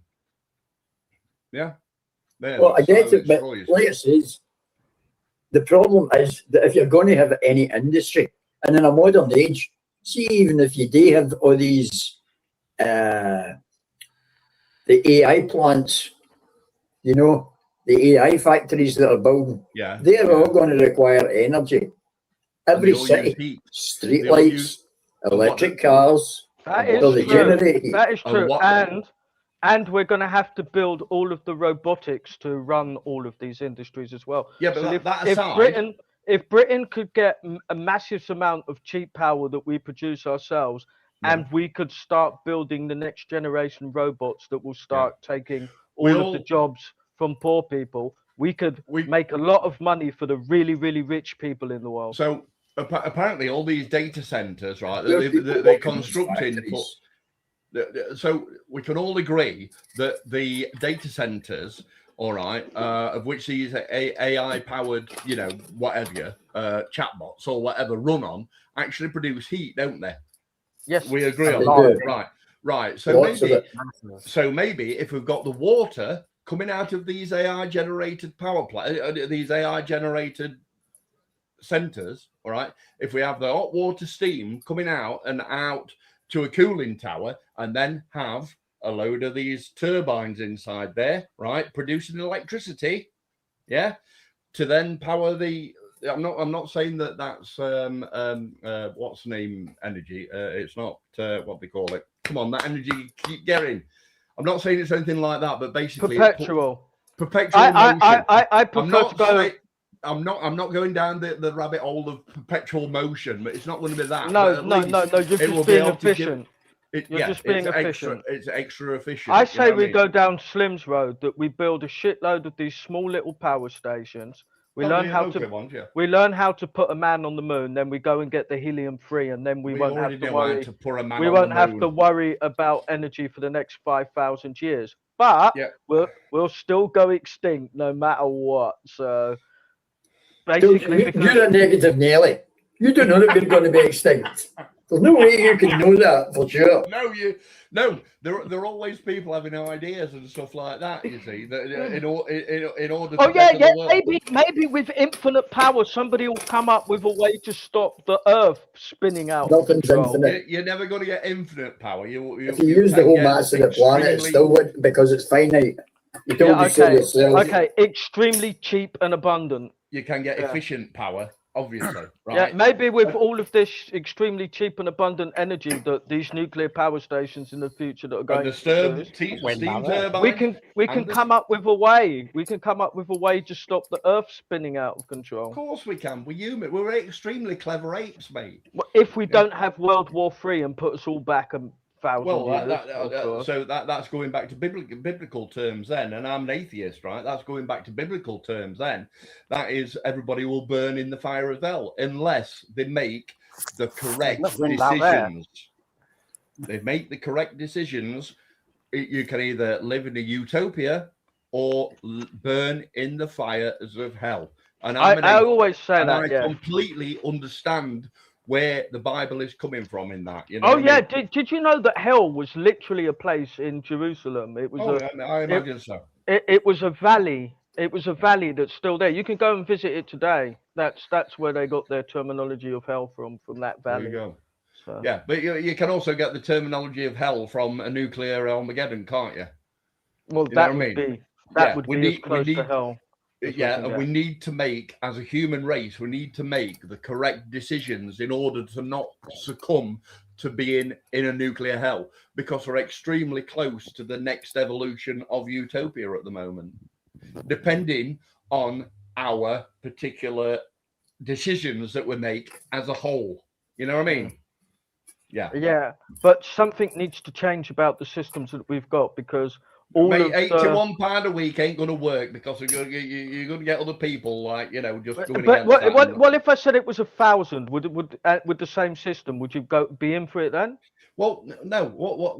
You see what I mean? So it's only because people don't understand the system and what it can do for them that's the problem. It's not the £81 that's the problem. And maybe Jake's right. Maybe I need to find a way not to mention the amount of money, so I can let people imagine that it's whatever the amount is that they think it is. You get 81 quid anyway on dole right now. You know what I mean? How do we get back to bloody 81 quid again? It wasn't me. That was him. Talking about the evolution of mankind, Wiz. That's why. Yeah, right. That wasn't me. We've been going 3 hours and 50 minutes. It doesn't matter. I need to go and have my dinner. Then you go and have your dinner, right, and leave the stream running, right? Don't worry about it. Oh my God, Electrolux is going to sort me out. Electrolux. I've been Electro Dog. I've been Electrolux. That's a Hoover. I've been an Hoover. That'd be hilarious. I can't leave the stream running. I'll forget it. It'll be going all. By the time I come back, Slim will have a beard and long hair. I'm fine, mate. I've had a drink. I'm fine. I'll be going for my dinner soon. That's what I'll be going for. Well, I'll tell you, I'm gonna have to start doing a Friday evening stream where we all come with our bevies and just drink. I'm gonna log off. I'm actually gonna log off. My dad has been in 3 times. He desperately wants me to put money on his telephone. How is it going on anyway, Robin? How's it going on? All right. Yeah, he's doing, but he desperately wants me to put money, and they were always next Saturday. I'm not going anywhere. I got another 30 years left, and I'm gonna push my ideas until the end. Yeah. Well, we're back tomorrow. Another call in tomorrow at 4 o'clock, even though it's Easter Sunday. But take it easy, Robin. Take it easy. Bye to everybody that put up with me for so long in the chat too. Bye. Not too many Easter eggs, mate. Not too many Easter eggs in moderation. But basically, right. Any last words? Who wants to say what and wrap up or say whatever? Slim, you're super intelligent. Go on, take it away. Au revoir. Au revoir. Oh, classic. Oh, but that big build up, and he's like, oh, well. Cheers, everybody's mate. learned that. Everybody's learned that at school, Slim. I thought he was going to do a roundup and say, well, we've been talking about a lot today. And what I was going to say was, and then, he gets, well, life could be a dream if I could take you up into paradise up above. Hopefully everybody's okay with this storm. Well, I'm going to say a dream, sweetheart. Indeed. I'm going to say goodbye in 3 different languages, proving that I'm more intelligent than Slim. Okay. Good night. Cheers, lads. See you all later. There you go. That's me in 3 different languages. Oh, very clever. Very clever. Yeah, apparently. Auf Wiedersehen. Au revoir. Good. No, I can't even remember the Guten Spanish. Tag. I'm going to go. All right. See you. Yeah, you just didn't know when to stop, and you ruined it for yourself. Happy Easter to everybody. Bloody whiskey. I've had whiskey, yeah, I have, yeah, half a bottle, mate. Why you not doing no cream, yeah. Cheers. I'll see you over on Discord. All right, bye. All right, mate, take it easy. Bye. Oh, that's Happy hilarious. Easter, bye. Pouncy, is there anything you want to say, Pouncy? I was just going to say, like, I hope everyone's all right with a storm coming this way. I don't know if you can see it, but it's blowing like no tomorrow outside.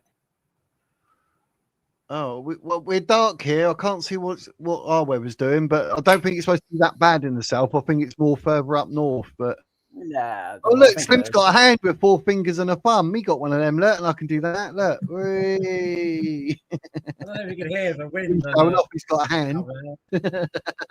Crazy. Oh, bloody hell, coming in. Oh, he's got the wind. Uh-oh. That's not good. You better take it easy, mate, and like get under the bed. Isn't it? I can't get under the bed. It's full of stuff. Oxygen tanks. Yeah, it's probably not good for your blooming health. Yeah, exactly, literally. But are you around tomorrow? Because I'm still going live at 4 o'clock tomorrow. So if you're around and you want to have something to say, then join that one and maybe get up a bit earlier, and you can actually get in the chat. I think. But I don't sleep very well anyway. It's just crazy. Catch you later. No worries. But yeah, all right, mate. You take it easy. Stay safe, and hopefully I'll see you tomorrow. Hopefully. Catch you tomorrow. Days. All right, mate. Take it easy. Take it easy. Oh, look. From 7 to 1. It's just me. But anyway, there we go. That was an eventful chat, wasn't it? I don't know how we kept coming back to the £81. That's a marketing ploy, isn't it? Getting people keep coming back to it. I see what he done. But anyway, but thanks to every single one of you in chat. This has been like an extremely long stream. Nearly 4 hours, or just about the best part of 4 hours, really. That's crazy. I don't know where the time went. I know I went and got another coffee refill, but normally I do that when we go for like 2.5 hours. But oh well, there we go. But thank you for all of you spending your afternoon here with us. I don't know what you got planned. I know, well, I can't make it up, Phil, can we? I don't know what you got planned tomorrow, but I'm still going live at 4 o'clock. So, you know, why not? It was fun, yes. And I need to phone Phil tomorrow before 4 o'clock. I go live so I can have a talk to the man and send my love to him, obviously, but not in that kind of way. Oh my, grow up, people. But but yeah, take care. Yeah, record breaking 7. Yeah, it's good when we get, but I need to be a bit more oomph and get people so they're talking in order and that. That's what I need to do. But sometimes I like to just let it flow. You know what I mean? No, thank you, Shill. I appreciate you being here. And Trigger Christian and Robert Johnson, Pouncy, Phil, Olga, obviously, all of you in chat. Thank you very much. I really, really appreciate you being here. And shame we had to start on my house being abused. Do you know what I mean? But we'll sort it. It's all good. But yes, tomorrow, 4 p.m, ladies and gents, and it's calling. So any of you others want to call in and have your say? I don't know what we're going to talk about, but I'll start it, and maybe I'll have to base it around something so we get a bit more control of it. But you know, we're living and learning as we go and as we grow. But anyway, other than that, happy days. all the best, Trigger Christian. Hope you're well for this evening. You know, keeping it cool. I've got to have my dinner. It's 8 o'clock. I completely forgot. There's me starting at, what time do we start? 4 o'clock. Blimey heck, it's 8 o'clock. Oh, shut up, Wiz. Yeah. Anyway, until 4 p.m. tomorrow on Easter Sunday, ladies and gents, I pray that the Easter Bunny gives you some nice chocolate and gives you Easter eggs, not just your eggs. But anyway, for now, ladies and gents, that is the Wizard's words.